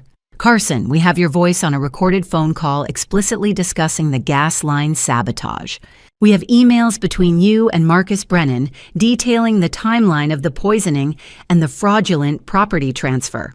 We have toxicology reports, forensic handwriting analysis testimony from your wife's lawyer, Benjamin Hartley, and video footage from the hidden camera you didn't know was recording you in your home office on February 27th. She paused, letting the weight of the evidence settle over him. "You trapped yourself." She turned next to Marcus, who stood rigid and silent beside Jake, his silver hair disheveled, his expensive suit rumpled. "Marcus Brennan, you are charged with conspiracy to commit fraud accessory to attempted murder and solicitation of illegal financial transactions through your coordination with Jacob Carson to fraudulently acquire Rosa's Kitchen through coercion and forgery. The email chain between you and Mr. Carson, spanning from October 10th, 2023 through January 22nd, 2024, constitutes clear evidence of your intent to profit from a crime against Mrs. Martinez." Maya stood trembling against the far wall, tears streaming down her face, her hands still free, but her entire body shaking with fear. Sarah approached her slowly, her tone shifting to something less harsh, but no less serious. "Maya Martinez, you received a text message on October 27th, 2024 at 7:30 p.m. purportedly from Jake, inviting you to this dinner as an alibi for what Jake planned to be a fatal explosion. Is that correct?" Maya nodded, her voice barely a whisper. "Yes. He told me Zoe was planning a surprise party and he wanted me here so we could be together afterward." Her voice broke. "He said it would look like an accident that no one would know. I thought he just meant the divorce would go through quietly. I didn't know he wanted to kill her." Sarah studied her for a long moment. "Did you know about the ipecac poisoning?" Maya shook her head violently. "No, I swear I didn't. I knew Jake was seeing me, and I knew he wanted to leave Zoe, but I never thought he would hurt her like that." Sarah pulled a small digital recorder from her pocket. "Maya, I'm going to offer you a deal. If you cooperate fully with the Portland Police Department and the Multnomah County District Attorney's Office, if you testify against Jake Carson and Marcus Brennan in their trials, and if you provide any additional evidence or testimony you possess regarding their plans, we will reduce your charges from conspiracy to accessory after the fact, which carries a significantly lighter sentence. Do you understand?" Maya looked at me, her green eyes red and swollen. "Zoe, please," she whispered. "I'm so sorry. I was so stupid. I thought he loved me." I stood silent, my arms crossed, my expression unreadable. I had nothing to say to her. Detective James Torres entered through the back door at 9:42 p.m., accompanied by 2 forensic technicians carrying black equipment cases. "Sarah, we're ready to process the scene," he said. Sarah nodded and gestured to the laptop on the side table. "Bag the laptop, the coffee cup in front of Mr. Carson, the phone belonging to Mrs. Martinez that contains the remote gas shutoff app and the printed documents she displayed during her presentation. I also want the gas valve behind the stove photographed and removed for evidence. David Walsh, the engineer who installed the remote shutoff system, has already provided his signed statement confirming the original sabotage by Rick Donovan." One technician immediately began photographing the table, the laptop, and the gas valve area, while the other carefully placed each item into labeled evidence bags. Torres approached Jake and pulled a small card from his pocket. "Mr. Carson, you have the right to remain silent and refuse to answer questions. Anything you say may be used against you in a court of law. You have the right to consult an attorney before speaking to the police and to have an attorney present during questioning now or in the future. If you cannot afford an attorney, one will be appointed for you before any questioning if you wish. If you decide to answer questions now without an attorney present, you will still have the right to stop answering at any time until you talk to an attorney." Knowing and understanding your rights as I have explained them to you, are you willing to answer my questions without an attorney present?" Jake stared at him, his jaw clenched, and said nothing. At 9:50 p.m., Sarah and Torres led Jake and Marcus toward the front door, their movements deliberate and professional. Maya followed behind, still crying, her hands now cuffed in front of her. At her own request, she had agreed to cooperate and signed the preliminary statement acknowledging her willingness to testify. As they reached the threshold, Jake turned back one last time, his eyes finding mine across the dining room. "You'll regret this, Zoe," he said, his voice low and venomous. "You think you've won, but you've destroyed everything." I met his gaze without flinching. "No, Jake," I said quietly. "You destroyed everything. I just made sure you paid for it." The door closed behind them at 9:53 p.m., and the sudden silence in Rose's kitchen felt almost sacred. Linda Carson sat at the table, weeping softly into Aunt Carmen's shoulder. Father Miguel murmured a quiet prayer. Benjamin Hartley stood beside me, his hand resting briefly on my shoulder. "You did the right thing, Zoe," he said. I nodded, unable to speak, and for the first time in 8 months I felt the crushing weight that had been pressing on my chest begin to lift. On December 18th, 2024, exactly 7 weeks and 3 days after the night, Jake was led out of Rose's kitchen in handcuffs. I sat in the front row of courtroom 412 at the Multnomah County Courthouse in downtown Portland, my hands folded in my lap. My black wool coat buttoned against the winter chill that seeped through the old building's walls, and watched as Judge Margaret Whitmore entered through the door behind the bench, her black robe sweeping behind her, her expression grave and impassive. The trial had lasted 3 weeks, beginning on November 27th with jury selection and concluding on December 16th with closing arguments. And now, the moment I had been waiting for the sentencing had finally arrived. The courtroom was nearly full. Reporters from the Oregonian and Portland Tribune sat in the back rows, their notebooks open. Benjamin Hartley sat beside me, his briefcase resting against his chair. Detective Sarah Morgan sat 2 rows behind us with Detective James Torres, and Linda Carson, Jake's mother, was noticeably absent, having publicly disowned her son in a written statement released to the press on November 30th. Judge Whitmore settled into her seat, adjusted her reading glasses, and looked down at the 3 defendants seated at separate tables with their court-appointed attorneys. The court will now pronounce sentencing in the cases of the State of Oregon versus Jacob Michael Carson, the State of Oregon versus Marcus James Brennan, and the State of Oregon versus Maya Elena Martinez. She began, her voice clear and commanding. "Mr. Carson, please rise." Jake stood slowly, his orange jumpsuit a stark contrast to the expensive suits he used to wear, his face gaunt and pale from 2 months in the Multnomah County Detention Center. Judge Whitmore read from the document in front of her. "Jacob Michael Carson, you have been found guilty by a jury of your peers on the following charges: attempted murder in the first degree, aggravated assault through poisoning with intent to cause serious bodily harm conspiracy to commit fraud solicitation of arson, and identity fraud. The evidence presented at trial, including recorded phone conversations, email correspondence, toxicology reports, forensic analysis of forged documents, and testimony from multiple witnesses, including your co-defendant, Maya Martinez, has demonstrated beyond reasonable doubt that you engaged in a calculated months-long campaign to poison your wife, steal her business, and ultimately kill her in a staged explosion that would have claimed the lives of 14 additional innocent victims." She paused, letting the weight of those words settle over the silent courtroom. "The court finds your actions to be among the most egregious examples of domestic violence, financial exploitation, and reckless endangerment this jurisdiction has seen in recent years. You are hereby sentenced to 12 years in the Oregon State Penitentiary, without the possibility of parole for the first 8 years, followed by 5 years of supervised probation upon release. Additionally, you are ordered to pay $500,000 in restitution to Mrs. Zoe Martinez from the liquidation of your personal assets, including your vehicle investment accounts and any remaining property held in your name. All joint ownership claims to Rosa's Kitchen are hereby terminated, and full ownership is restored to Mrs. Martinez. Jake's attorney began to speak something about filing an appeal, but Jake himself said nothing. His shoulders slumped in defeat as the bailiff stepped forward to escort him back to his seat. Judge Whitmore turned next to Marcus. "Mr. Brennan, please rise." Marcus stood, his silver hair neatly combed despite his circumstances, his expression carefully neutral.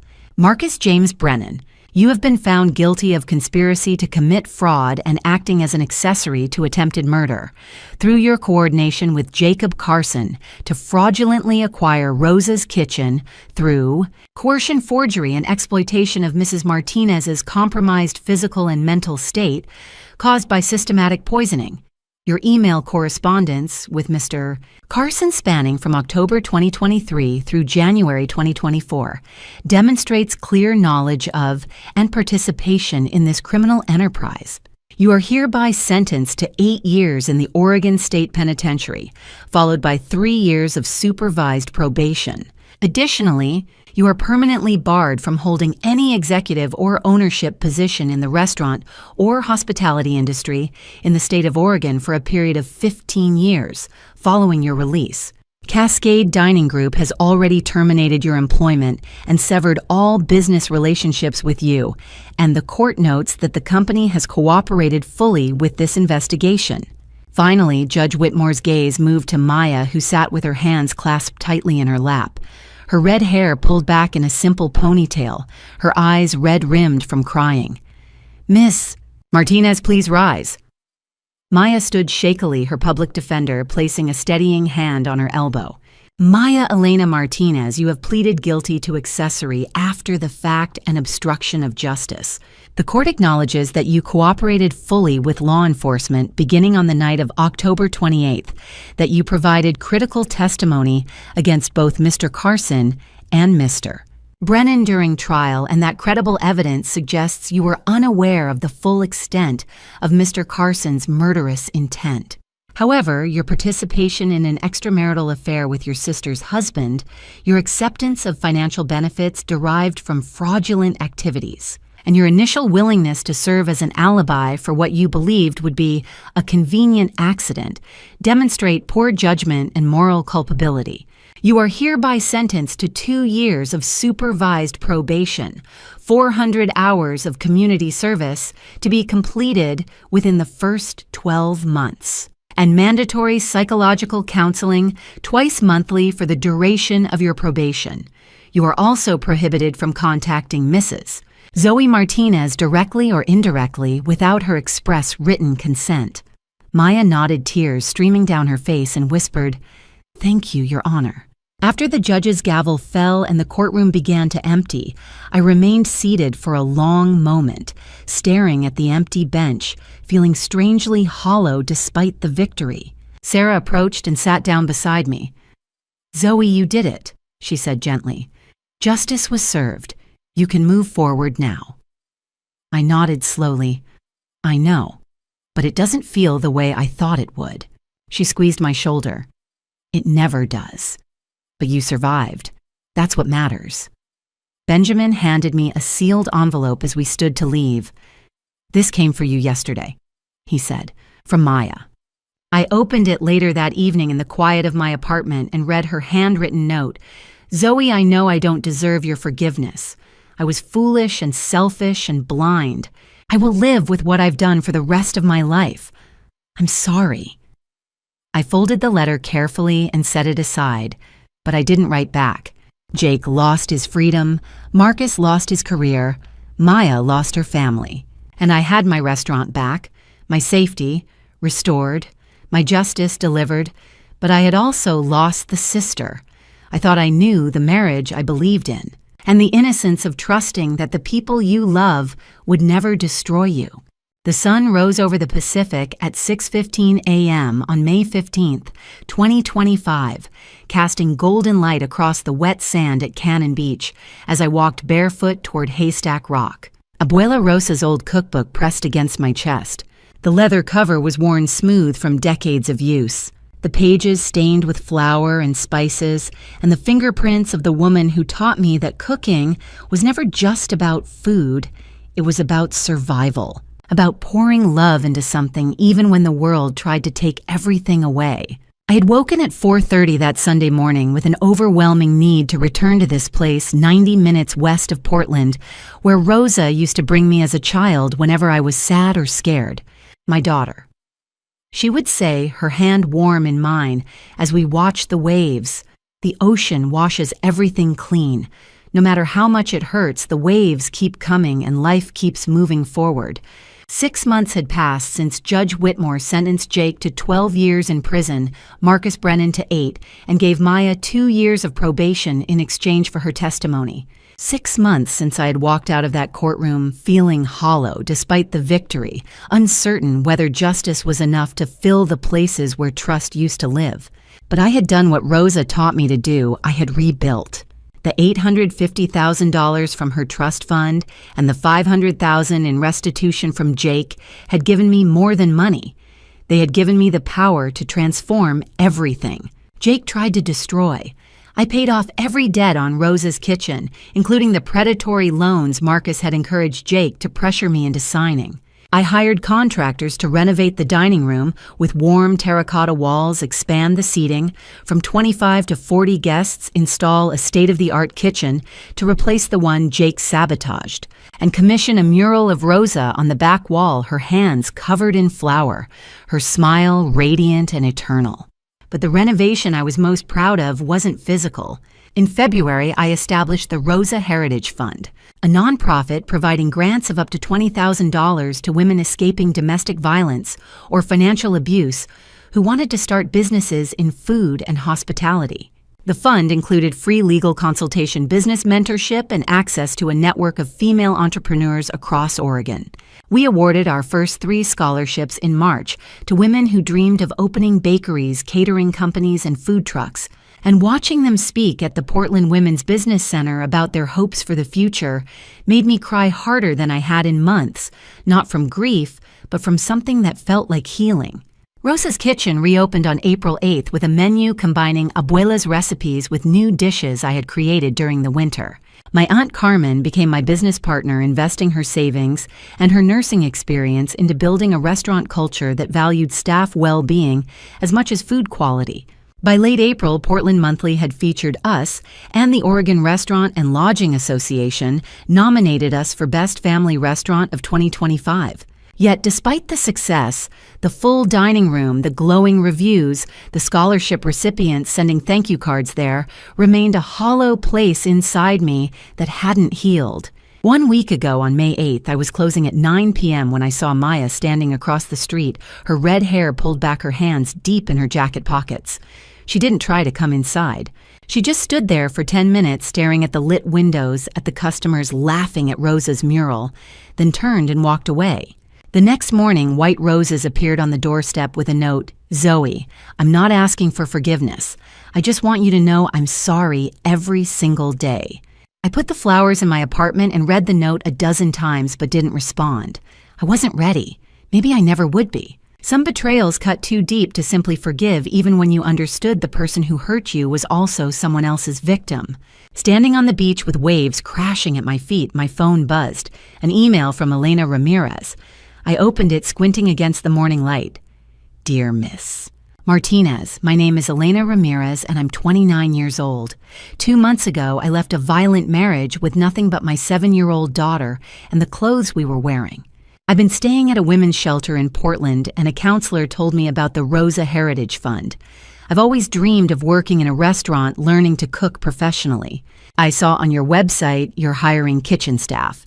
I know I don't have much experience, but I'm a hard worker and promise I won't let you down. Would you give me a chance?" I read it twice, feeling something warm and bright shift in my chest. I typed back, "Dear Elena, I would be honored to meet you.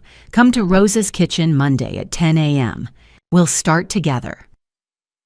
I hit send and looked back at Haystack Rock, at the waves that had been crashing against its base for thousands of years, but somehow never wore it down.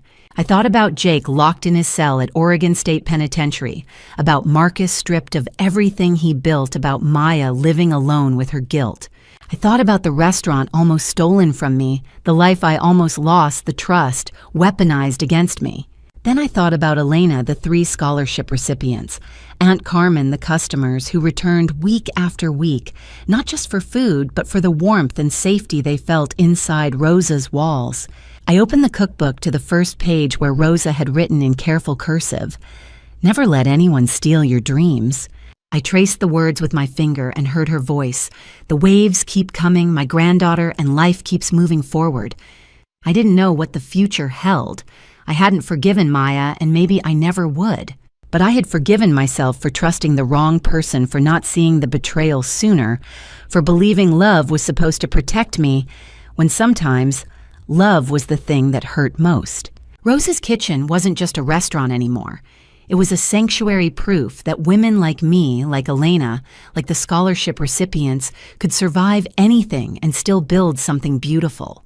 As long as I lived, I would protect my grandmother's legacy, not just through her recipes, but through the hope we offered to every woman who walked through our doors looking for a second chance.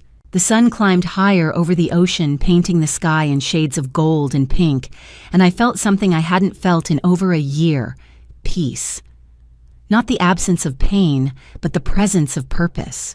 I tucked the cookbook under my arm and walked back toward my car, ready to drive home to Portland, ready to meet Elena on Monday morning, ready to begin again. And to you listening to this story, remember this: God gave me 3 chances to see the truth. Before October 28th, the toxicology report, the hidden camera recording, and Maya's confession, and each time I chose to act with wisdom rather than rage. When family betrayal cuts deepest, when the people you love become the ones who hurt you most, remember that God doesn't just give us strength to survive. He gives us clarity to see the path forward. I turned family revenge into justice, not because I wanted to destroy Jake and Marcus, but because I wanted to protect every woman who might come after me. Don't be like I was in those first 3 months, blind to the signs, too trusting, too willing to believe that love alone would keep me safe. Family betrayal doesn't announce itself with warning signs written in blood. It whispers in coffee cups, in forged signatures, in the smile of someone who calls you sweetheart while planning your funeral. When you feel something is wrong, trust that instinct. God speaks through intuition as much as through prayer, and the moment you ignore that voice is the moment you give others permission to harm you. My advice to you: protect your finances, document everything, and never let love make you so vulnerable that you lose yourself. Family revenge may feel satisfying in your fantasies, but real justice, the kind that lets you sleep at night, comes from standing in a courtroom and watching the truth do its work. And most importantly, when family betrayal shatters your world, remember that rebuilding isn't about forgetting the pain. It's about transforming it into purpose. Rosa's Kitchen now feeds more than just hungry customers. It feeds hope.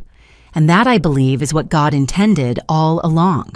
If this story moved you, please leave a comment sharing your thoughts on betrayal and how you've overcome it. Subscribe to this channel for more true stories of resilience and redemption, and share this video with someone who needs to hear that survival is possible.